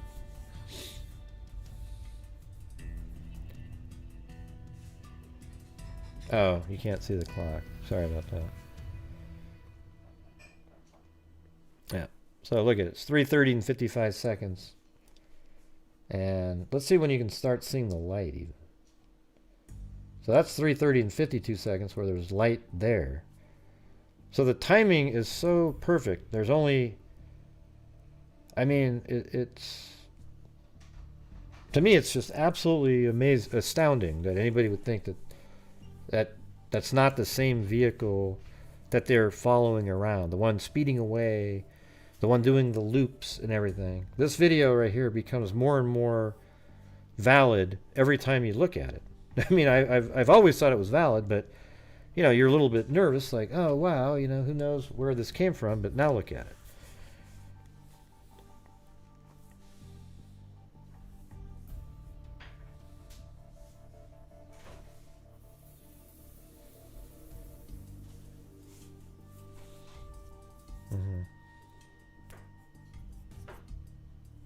And now I want to do something else then.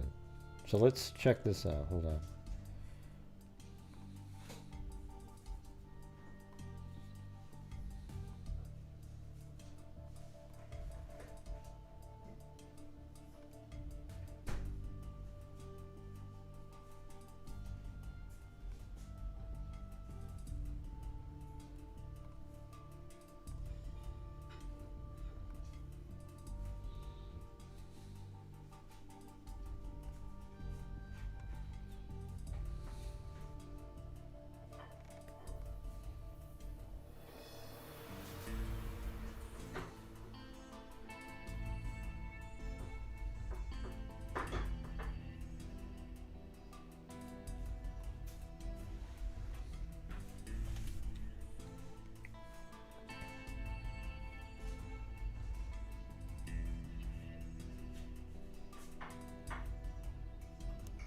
So that's 5 minutes to make that loop to just there. Okay, so that means there's like 3 minutes each loop that is not accounted for, which probably means that he sat right in these areas when it would pull around like this. It would sit and watch for 3 minutes or so, and then drive off, do the loop again, stop, do it again. So it's 5 minutes through that loop. Now it's also possible he did a different loop, you know, out here, and maybe he drove around like this and it was a little bit longer. You know, don't know.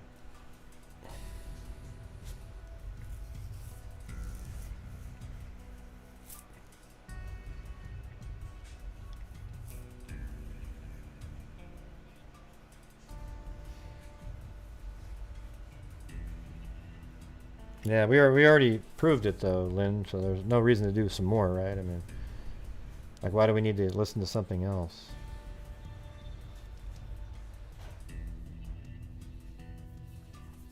The horns are already there.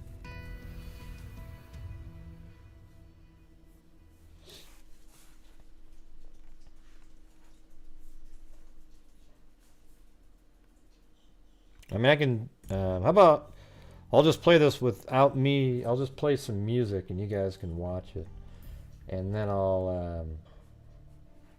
Let's see. I'm gonna do.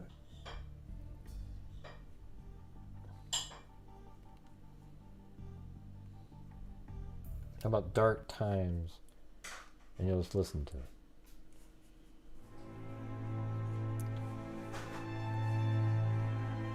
So here we go. Here it goes. Here it goes. Hey, I'll is that stop. beer? Do it after this one. Honk, Beer in your honk. hand? Look at the time on the clocks. So just start. I'm gonna start over, but just look at the time on the clocks, and then I'll play that. Hey, thanks, Georgina Stoliker. So look at the time on the clock, and then the honk sound. Hey, is that beer? Is that beer in your hand?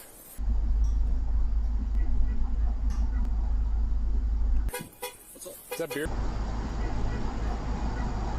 Absolutely the same. So.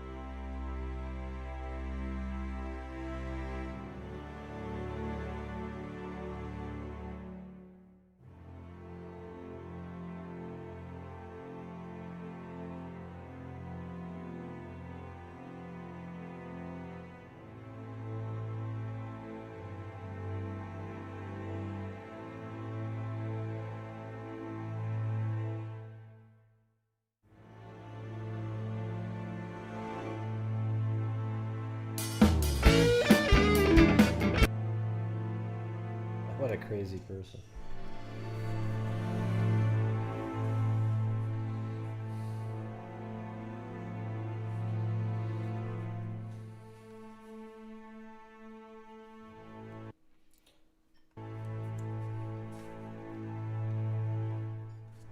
Well, there you go, everybody. That's the route. So I'm gonna add a whole bunch of stuff to it, like probable cause quotes and different timing. And you know what? I'm not even gonna put the last bit of the animation, because all I'm gonna just do is just jump back in and say, and then after it took this turn here, the phone pinged near Blaine, Idaho, at 4:48. His phone, Bryan Kohberger's. What lunatic out there doesn't think that he was in the area with that phone at that time? Well, thanks, Lillian. Yeah, I mean, the thing is when I, you know, there's some cases where you go, yeah, I don't know, man, that's a little, but these ones, I guarantee it, they have way more than what we have as well. Like, we're just kind of, you know, we get the probable cause and various statements people make. Folded hands, pieced of heart, sad face. Oh, thanks. Appreciate it. He's a maniacal lunatic. How about, what I'll do now is let me open up my, so there's a chance, because I'm opening up Adobe Premiere, that the whole system could crash. It just did it the other day again. And if it does, you know, I'll try to come back on, but if not, you know, thanks everybody for helping support the channel. So let's do some stuff here, just so. So I think this first part needs to be in here, but I'm not going to do anything with that yet. Like, I think putting this first part in, what the hell is that? Why is that popping up on the screen? It's weird. Huh. Like these little... Does it still work? Hey, is that beer? Is that beer in your hand? Yeah. You know what's amazing is, look how crazy, how amazing this is right here. 2:54 and 21 seconds. Listen. Hey, is that beer? First little honk of the horn is 2:54 and 23 seconds. Watch the other camera. Is that beer in your hand? 2:54. It was 1 second different. You know, like, that's how close this camera is to the body camera of the other, and it also is at a distance. So it might, you know, sound takes time to travel, and that might be about the amount of time that the difference is there. Okay, so I mean, we could measure the damn thing too. We could actually come in here and, you know, you've got, where the hell am I? It's right over here, and band field, they were just right there, so it's not really far away or anything. They were kind of like, so it is like 400 feet. So that might take like a half a second different, perhaps.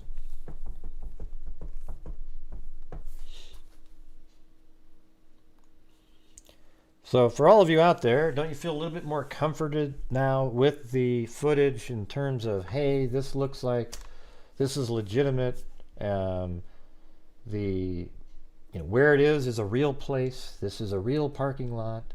That is the parking lot at 500 Queen Road.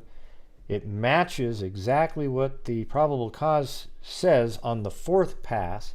It merely mentions the looping passes, and they don't mention that it's caught on a camera back here. They just say cameras in the area. But the first three passes, it comes back here. The fourth matches absolutely perfectly. It does exactly what they say.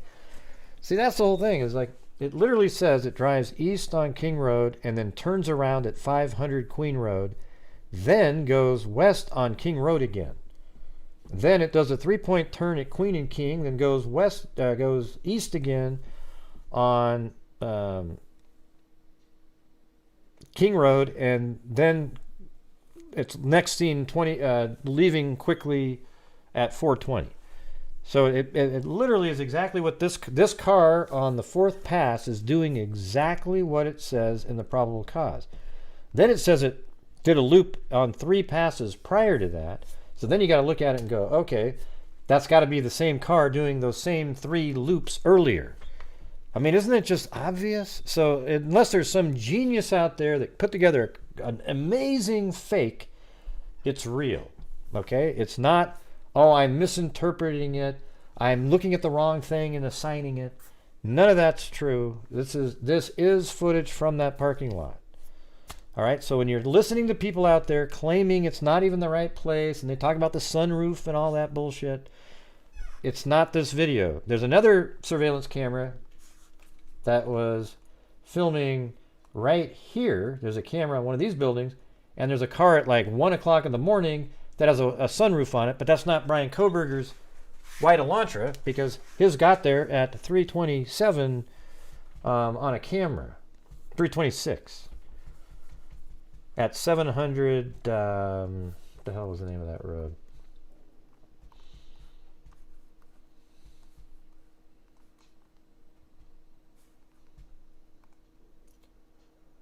Yeah, Indian Hills Drive right there.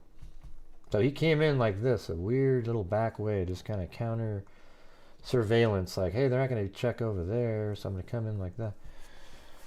Yeah, you're doing a lot of unnecessary routes, and that's exactly what he was doing in Pullman, too. When he was over here, he went north right here on camera, and then what did he do? Come back around, and then he's over here, and then he comes down this direction, and then comes out onto the highway there. Thank you, Natalie Bell, an American lady. Da-na-na-na-na. You're #1 American lady.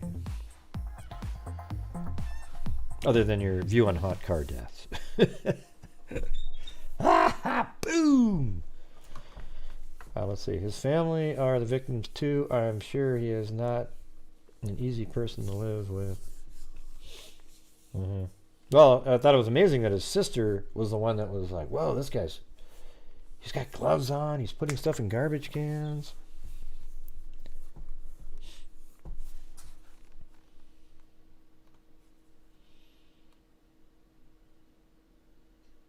Okay, so here's what we're gonna do. Right here, let me get the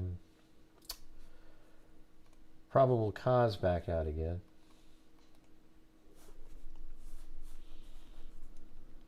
I think this is gonna be cool. I'm gonna put my other music on because now I'm getting depressed.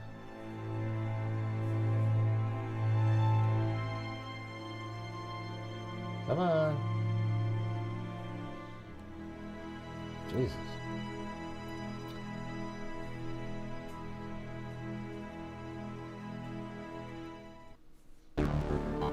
There we go. The awesome music. Bam!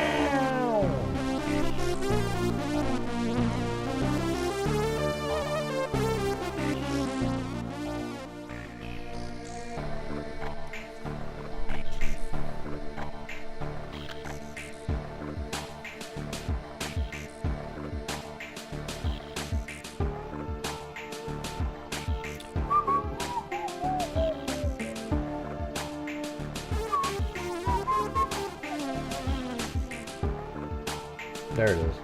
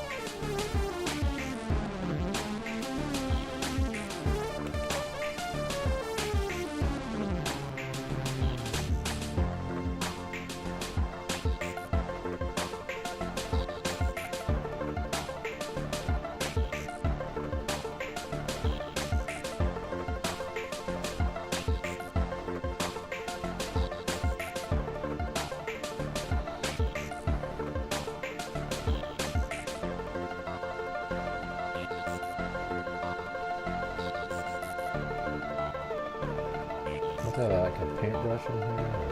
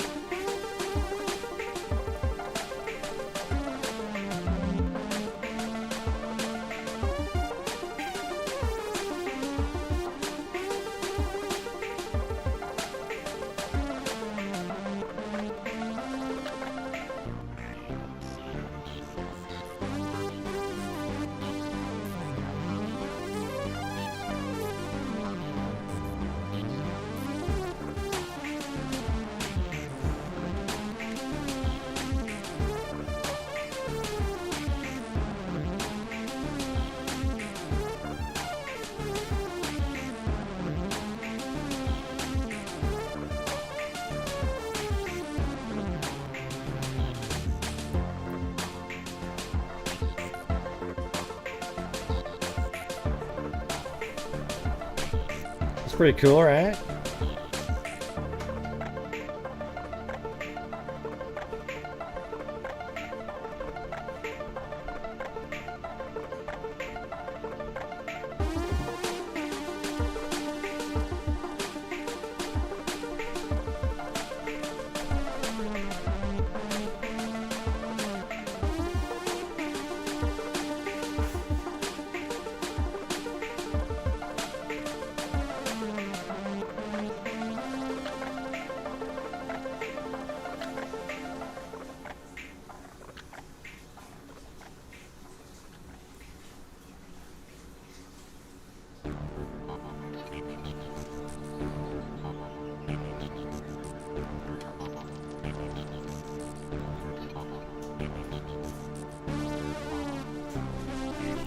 And that's when it drives by, you see it with no license plate, too.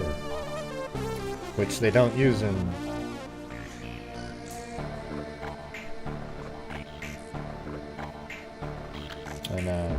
Pennsylvania, I guess.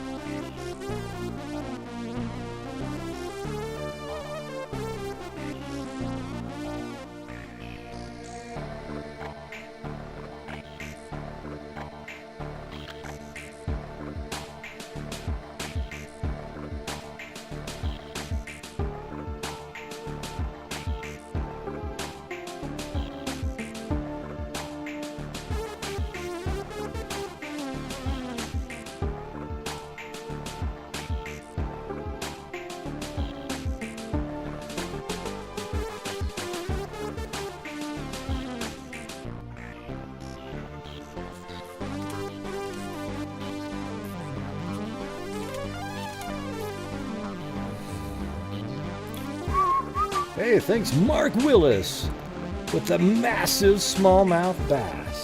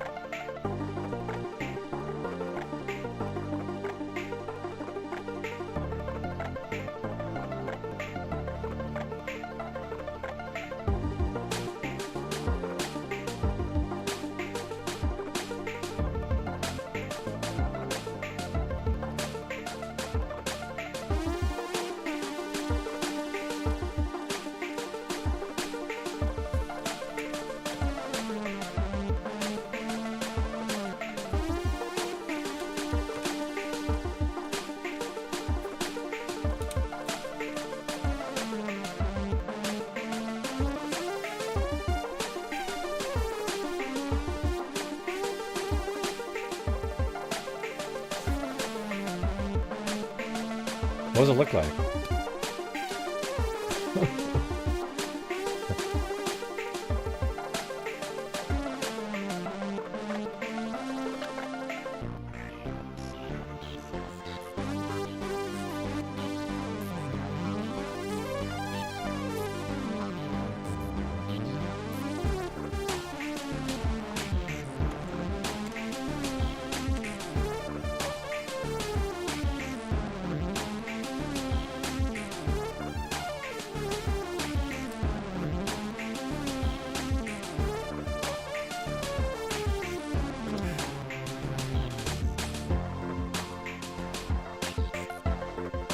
Good. La, la, la, la.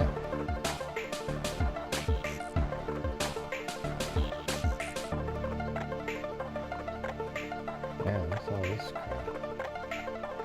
Oh.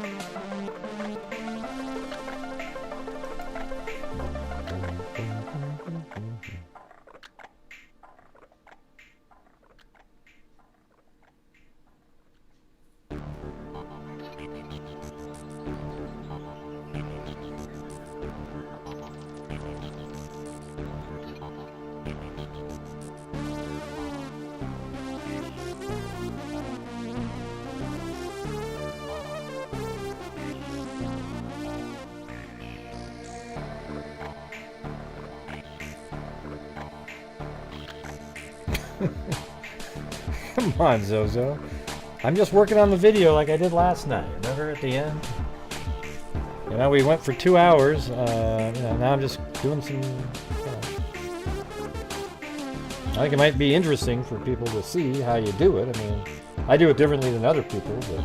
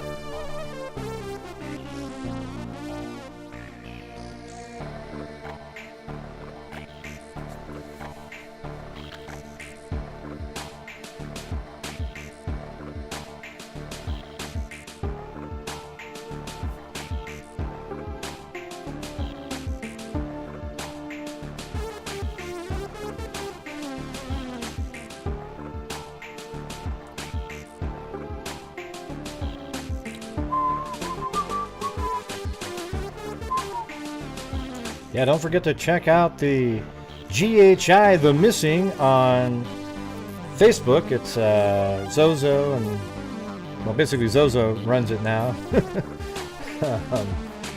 But it's on GHI The Missing Network. So don't forget to check that out.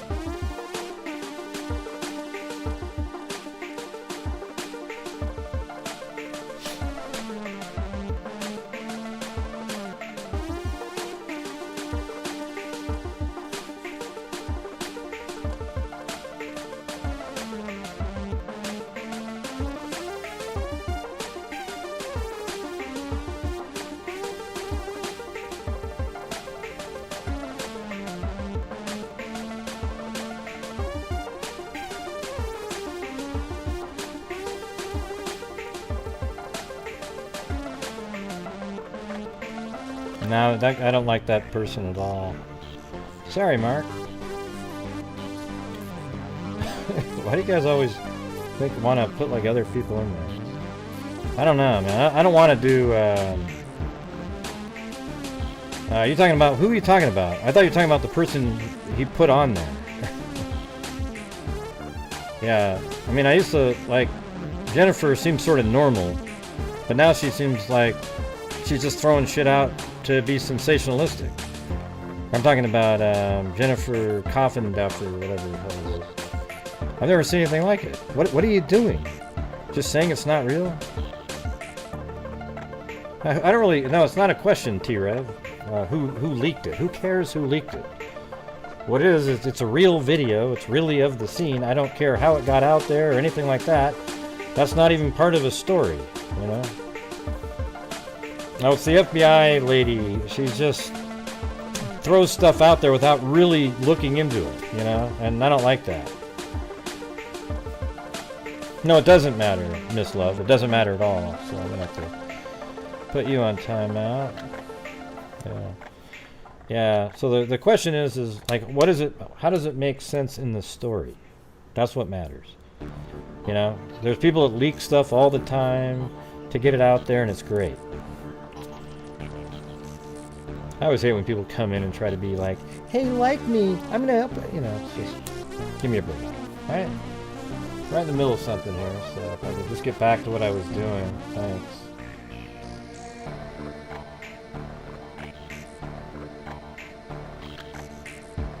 What are you trying to go down to? What does that even mean?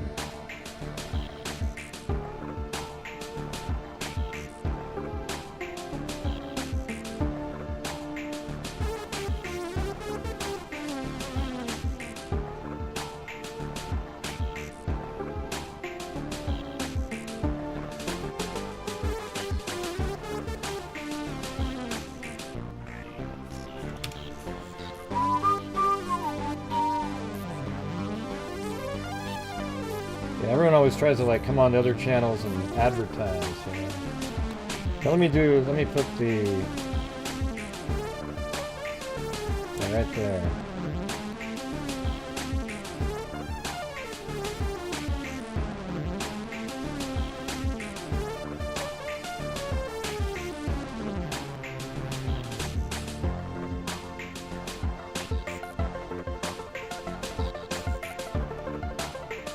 What would be cool is when you have a guest on like that to actually challenge them on what they're saying. That's the better way to do it.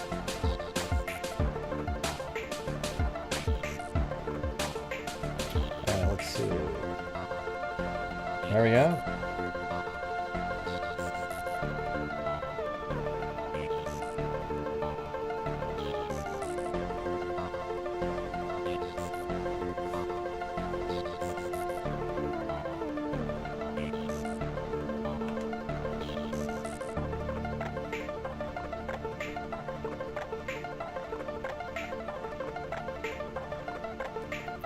What are we down to? I don't know what are we down to means. I'm not sure what that means.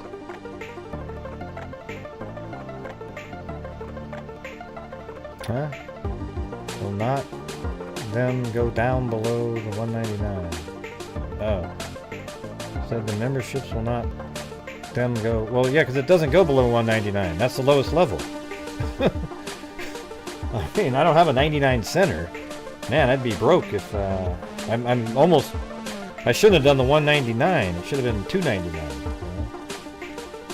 That's how it works. Everyone else has 299 as their minimum. I'm the only one that didn't.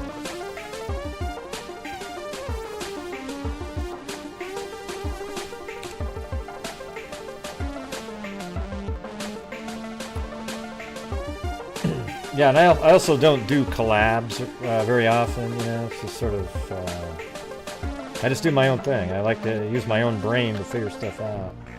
I don't like hearing somebody else's, you know, I have the same thoughts, you know, it's like a competition.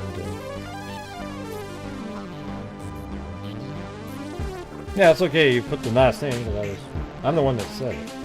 I forgot how to say it. I mean, she seems like a nice person, but to just sort of irresponsibly say, "Oh, it's not real, it's fake, everybody," it's not. So.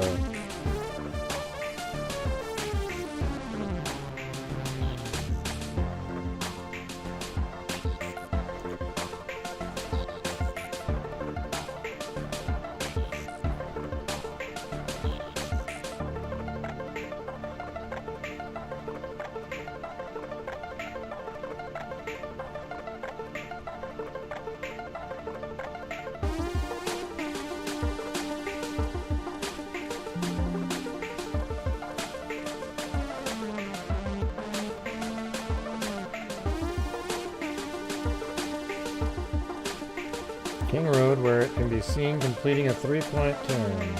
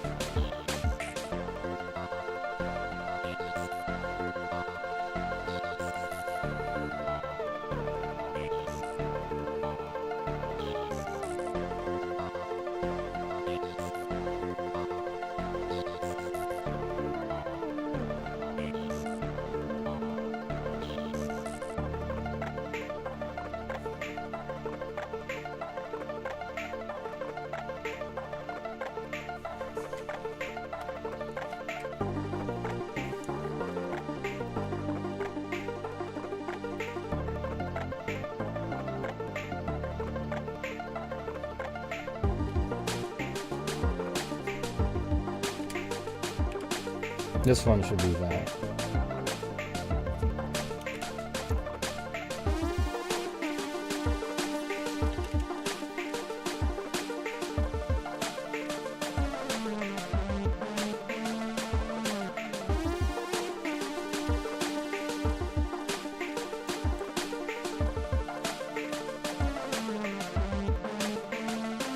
No, it's okay. You didn't do anything wrong, Mark. Don't worry about it. Yeah, no, you didn't do anything wrong, Mark.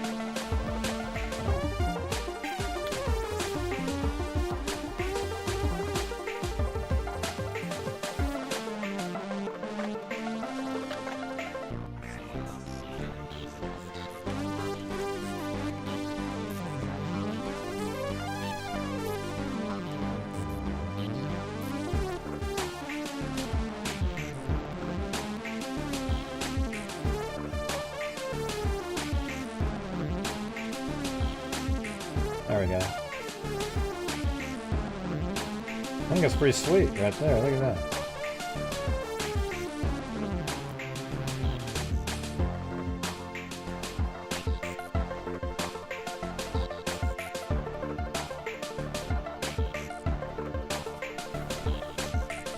Suspect Vehicle 1 can be seen entering the area a fourth time. Maybe that needs to be longer.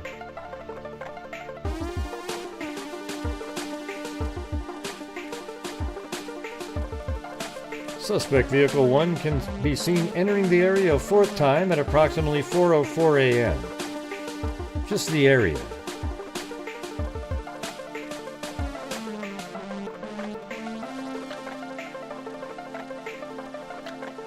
It can be seen driving eastbound on King Road, stopping and turning around in front of 500 Queen Road, number 52. And here it comes. But this is past 4A at 4:05 and 33 seconds. It comes in, stops for 10 seconds, then turns around.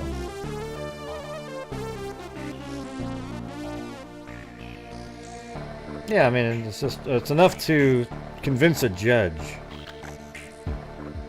So now it's backing up, and it's out of here.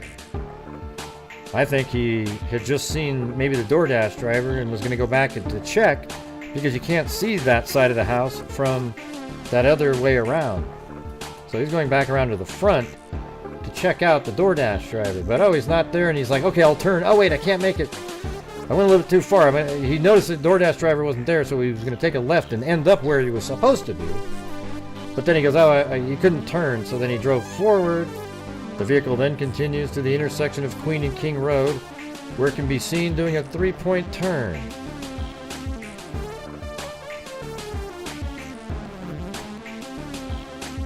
Then driving eastbound again down Queen Road.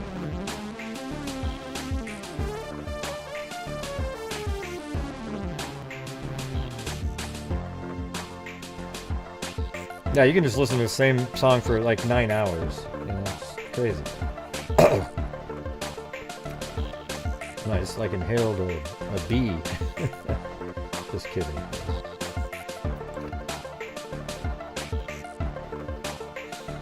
And then it pulls over right here. And this is when the homicides happen. You know, I could actually put on a clock in there, like more stuff that maybe I'll fill that gap in with probable cause information about what Dylan Mortensen said, the different time frames and so forth. That'll be in the gap. Then it comes back out after that, and the car pulls away, and that would be at 4:20, right? So where's that one? Right here. The suspect vehicle 1 is next seen departing at a high rate of speed.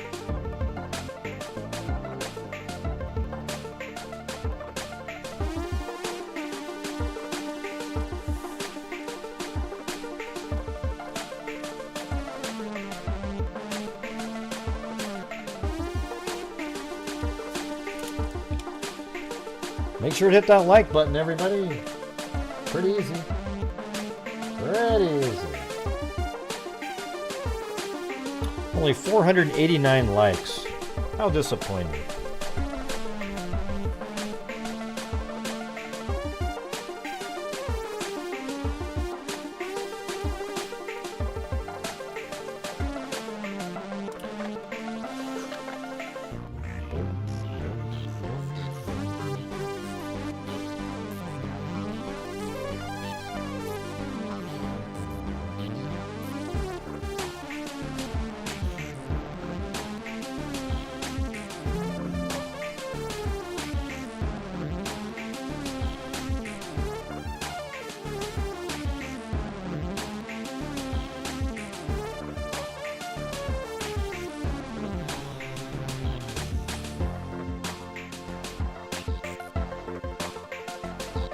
Thanks, Aaron.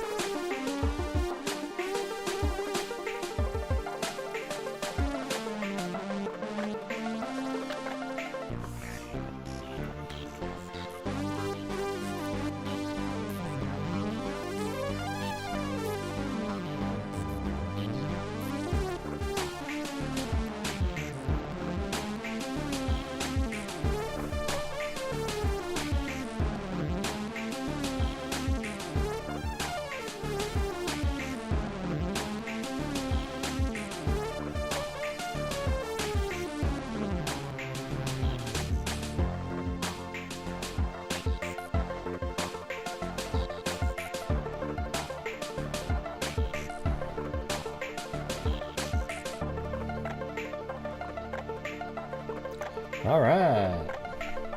Well, that's a good place to stop right there. So that was cool. Got all that in there.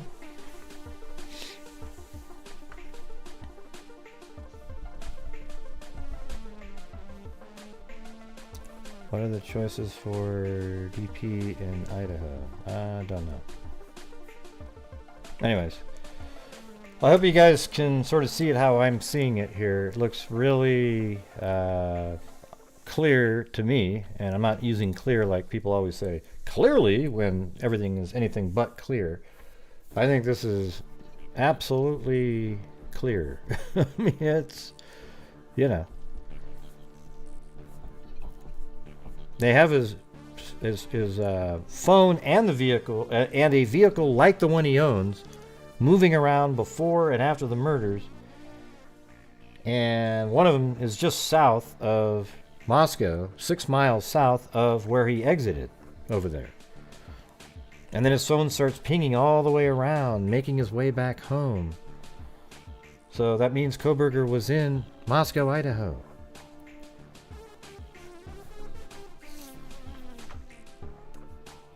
I'm not, who are you talking about, LM?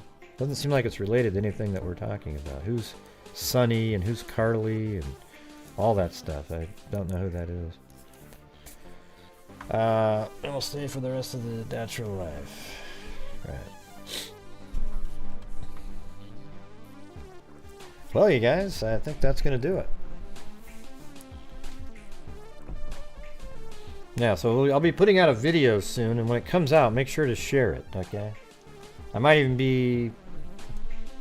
It could be tomorrow, actually, you know? Sometime during the day, so make sure to share it. Let's get this out there and try to squash some of the crazy people out there. You know what I'm saying? The crazy, oh, it's not real, it's not real. It doesn't have a sunroof. Well, the video that you're talking about with the sunroof isn't really... It's not even in the right location. I've seen that one. It was at 1 o'clock, too, so what does it have to do with anything? Nothing. Hey, thank you. Appreciate it. Let's see, I haven't even looked at the goal. Did we get to the goal? Let's see.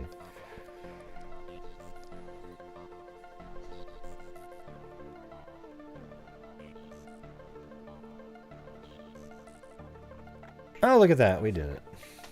Thank you, guys. You guys are awesome. And thank you to the Day Freaks, too. Made the goal there as well. So, kicking some ass out there.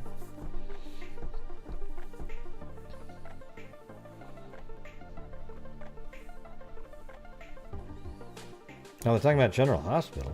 What? Jesus. That show... I did see it was still on the other day. Thought that was pretty crazy. I watched... used to watch it when Luke and Laura were on there. Luke, Laura, it was also Rick... let's see. Yeah, Rick Springfield. And also, what's the other guy's name? That's saying, All I Need. The doc, he was like doc. He was a good. He's a good golfer too. It was like a W in his name or something like that. Remember that? Now there was Luke and Laura, but then there was like her brother too, Scott or something. Yeah, Wagner. See, there was a W. Isn't that weird how your brain works like that? Jack Wagner. All I Need and another song. Can't remember the other one. And Rick Springfield, he was actually good. I mean, he was like Don't Talk to Strangers, Jesse's Girl, whole bunch of them, really. I mean, he had like 5 or 6 good songs. You never saw that one? Yeah.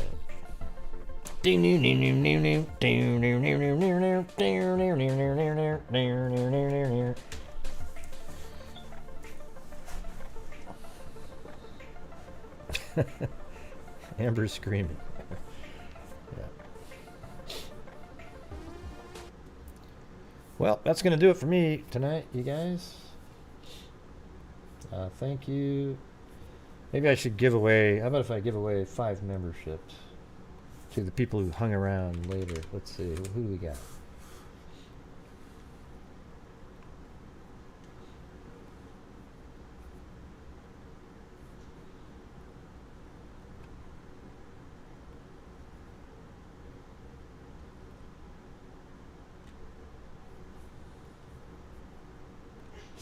All right, here we go. Here comes some freaks.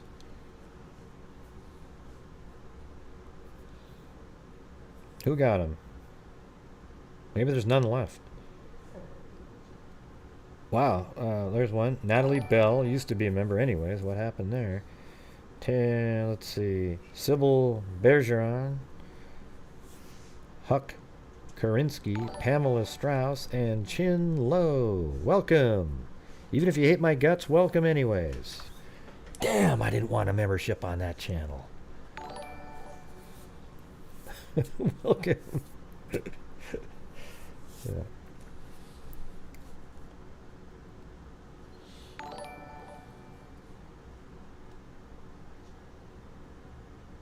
You should give me a membership. How come?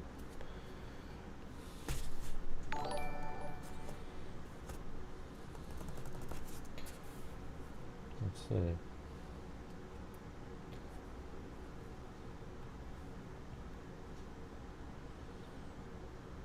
Right, but you're never here. I never hardly ever see you in the chat or anything, Natalie. You know, you should help support the channel after all those years. That'd be great.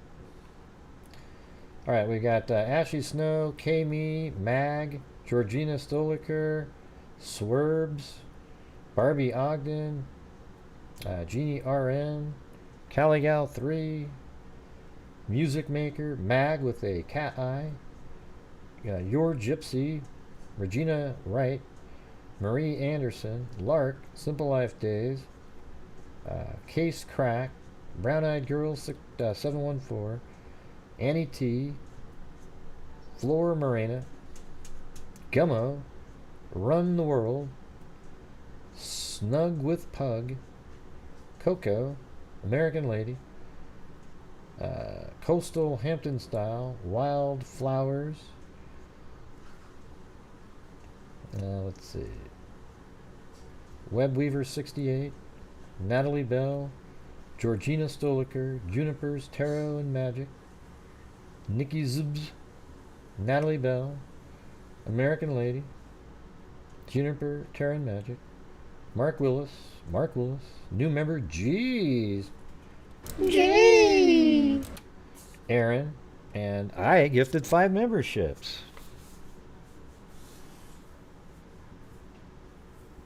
What? How did I claim it? What does that mean? I know you've been on the channel for years, but you're, I don't ever see you in the, you're not a Patreon, you're not a, you're like, I mean, I barely see you ever, is what the reality is. Let's see, you don't have to do anything, you are in, right. You got given one for free already, Natalie. That's why I said your name out loud when it was given to you. Do you remember that part? Whew. Jesus. Well, Patreon's better for, they don't take anything. I mean, the problem is I have that stupid $1.99 membership level. I should never have had that one. But, it was sort of, I didn't want to take it away during the pandemic or anything because, it was just sort of like we're it's kind of like us against the world. We were just sitting there doing shows every single day and everybody's sitting at home freaking out, and we got through it. I see. Well, you should have been a member, Natalie Bell. Well, thanks, big ups. Yeah, well, there's also another one that's $3.99 or $4.99, and then there's a $9.99 one. So there might be a point where I get rid of the $1.99 one just because everybody goes right to that one. Maybe they wouldn't have done it otherwise, but if you just get 2 people at the $4.99 one, you made it's worth. I mean, just one person at $4.99 is almost 3 at the other one. So I don't know. Everybody normally has $2.99, $4.99, and $9.99, and then they have $20.99 and $30. They have all these different ones that levels, and I just have 3 kind of simple ones.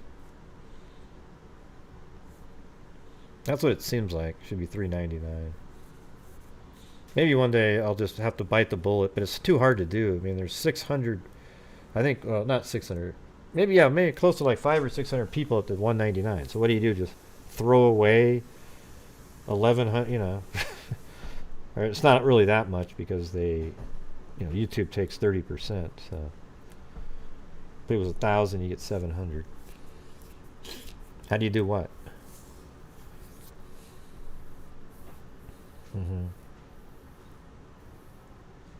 Why would? What do you mean? Why would Chloe not be okay? What are you talking about? That's not Chloe there. That's Blue. That's a stuffed animal next to him.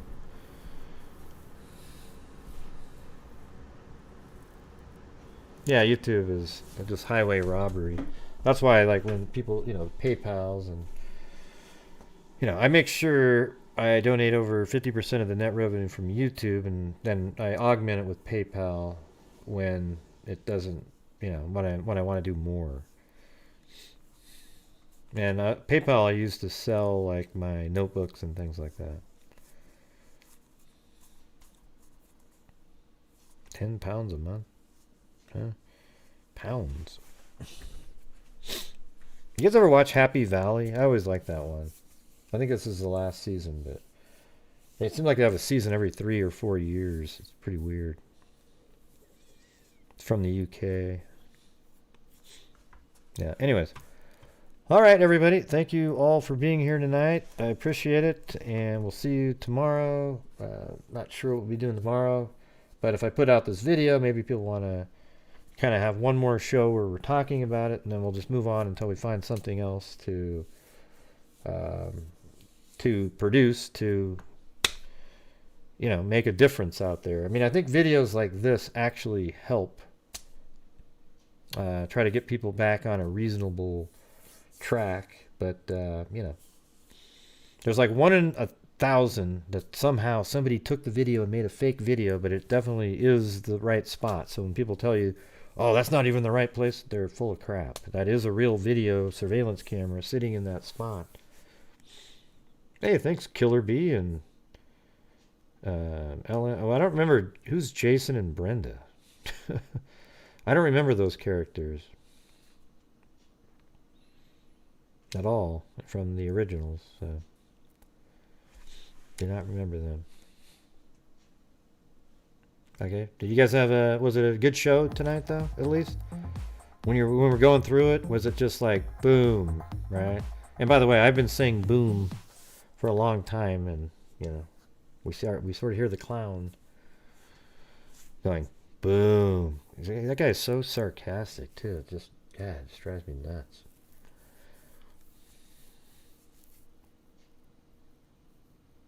No, you watch all the time, but you just don't comment. Well, you should comment. C Lee 337, because I see you. C Lee 3. I see Lee 337.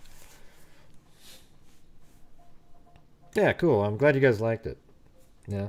I mean, we have shows, most of our shows are sort of like this, but they're on cases that people, I mean, I don't have like this video going on, but we try to work through things and we figure out how things are based on the information that we have, like in the newspaper articles from way back in the day. But most people just aren't interested in anything other than the really big ones, unfortunately. Well, thanks, Natalie Bell.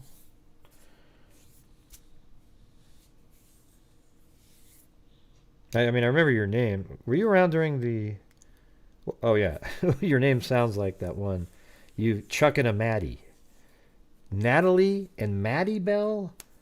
I don't know, you guys. Hey, are we one and the same here? It sounds similar. That can't be a coincidence. Well, or could it be? Yeah. Some people don't read chat. My best friend and I listened together when she's passing from camp. Oh, that sucks. We didn't read. Just listen. Yeah, that's terrible. But did you guys watch my show or something? Run the World? Listen together when she was passing. Yeah, that just makes me makes me sad, bummed out. Well, hopefully she liked the show in her last time.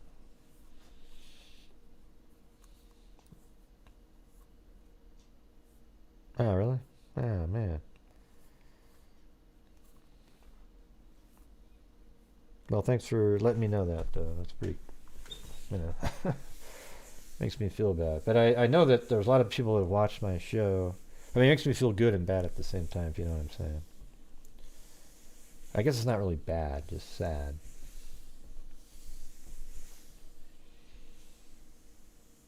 No, I don't think I can see people that are watching American Lady that aren't chatting. I wish I could, actually. And then I'd check every one of them to see when the account was created and just immediately block them.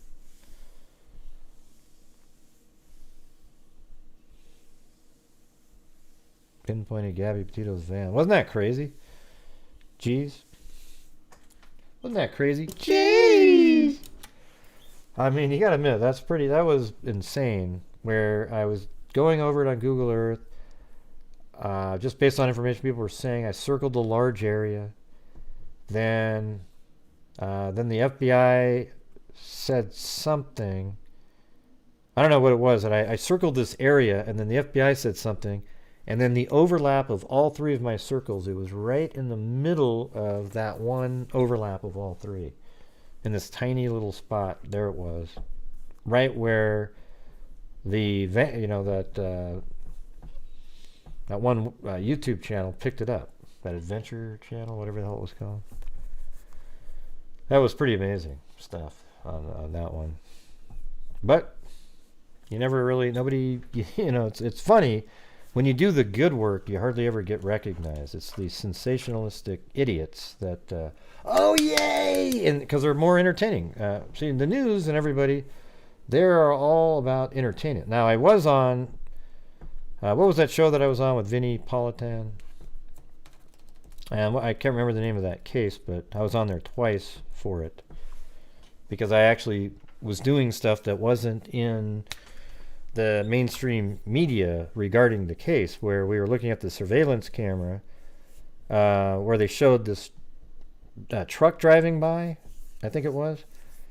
And when you looked at it, the shadows were in the afternoon, but she was abducted in the morning. Yeah, it was Court TV. I can't remember the name of the case. Like, shoot.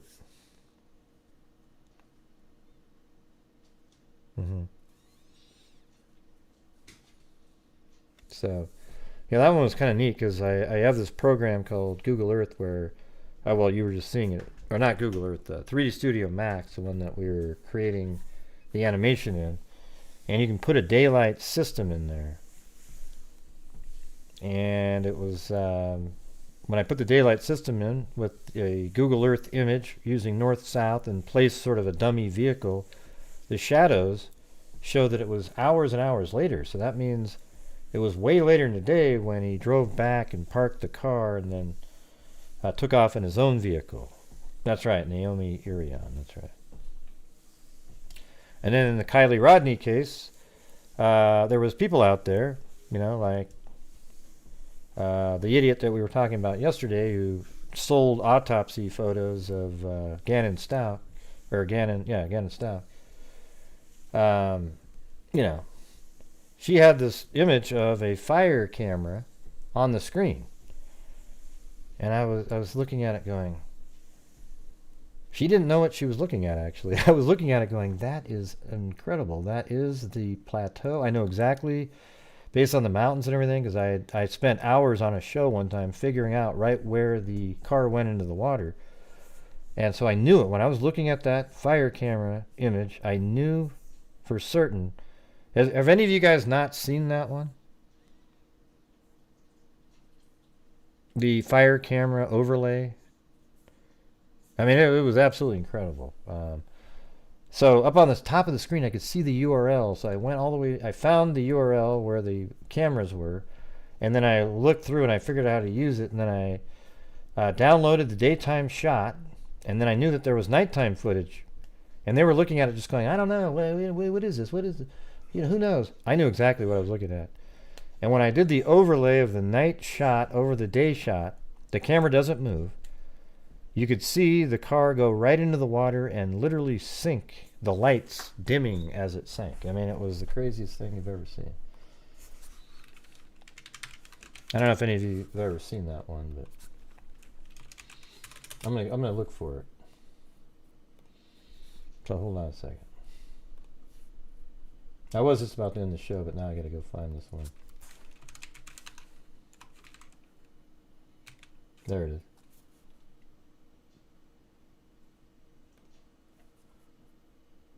Yeah, it was so cool, this thing. That you can This actually video do contains stuff like subject. that. Let this message. Hold on. STMKB, he made me aware of another camera. Oh yeah, that's the same guy. Camera. And Oh, yeah, it's so this is a interesting different because it shows camera. Hold on a again second. exactly the correct location where the vehicle went into the water. Kylie Rodney's vehicle went into the water at around 12:33 to 12:34 in the morning, and that's when her phone died.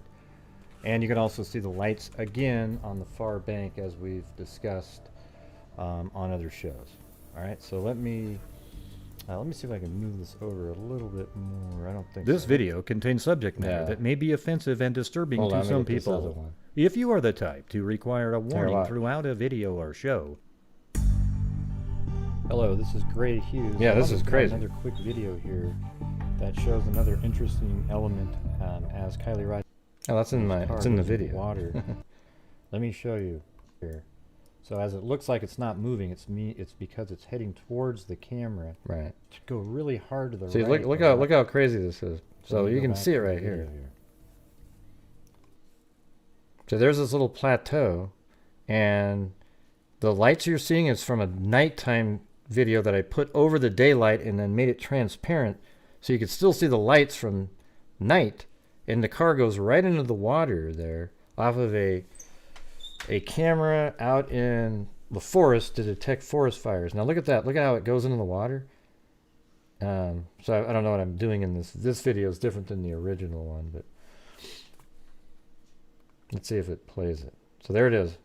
So I'm scrubbing it back and forth just so you can see this car going right down into the water.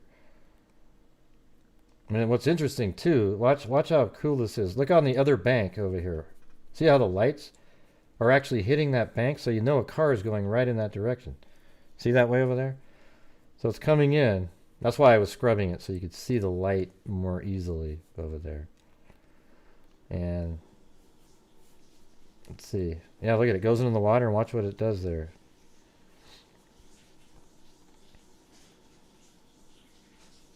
There we go. So look, it's in the water, and look how it just dims away. But people will go, "Oh, come on, that's not, that's not anything. That's just, it's the same shit." I mean, you get it in every case. These people who, for some odd reason, they're on YouTube making videos but don't perceive reality. It's one of the strangest things I've ever seen. But hey, you know, it is what it is, right? And that video had, that one only had 35,000 views, but I had another one that had like 100. It's strange, those videos that I made there should have had 1 million views easily. But they don't. Who does are these, forget it. It's just, sometimes I feel bitter, you know, but I still keep doing my shows. Anyways, all right, everybody. Thank you very much for being here. We will see you guys tomorrow.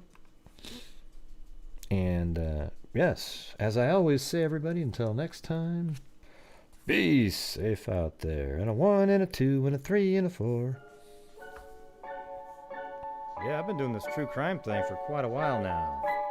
And during this whole time, I have not seen one I'm gonna take a look at person that serial killer that is a situation in Tijuana. crime dissector, plug rejector. I'm a certified Human lie detector, I'm gonna get ya, I wanna scratch ya. If you try and play me like an Old projector, crime sector, is my nectar. Professor Gray is gonna give another lecture. Crime collector, freak connector. Yeah, I'm always gonna be a protector. Fool deflector, interceptor. Centimeters and a spectre with a vector. On his pector, with all respect, ya. Just remember I've a temper fucking check, ya. I have no agenda. I'm no pretender. I'll serve it to you straight without a blender. And in the end, I'm gonna send ya On a mission to Reveal a true offender. fender. Yeah, so I'll just get right back to work. All right, everybody? Hey, Gray, that was a really cool show, dude. I really liked the part where you were doing with the car and everything. oh, come on, Mary. You don't even know what you're talking about. Gosh, Gray, that isn't very nice.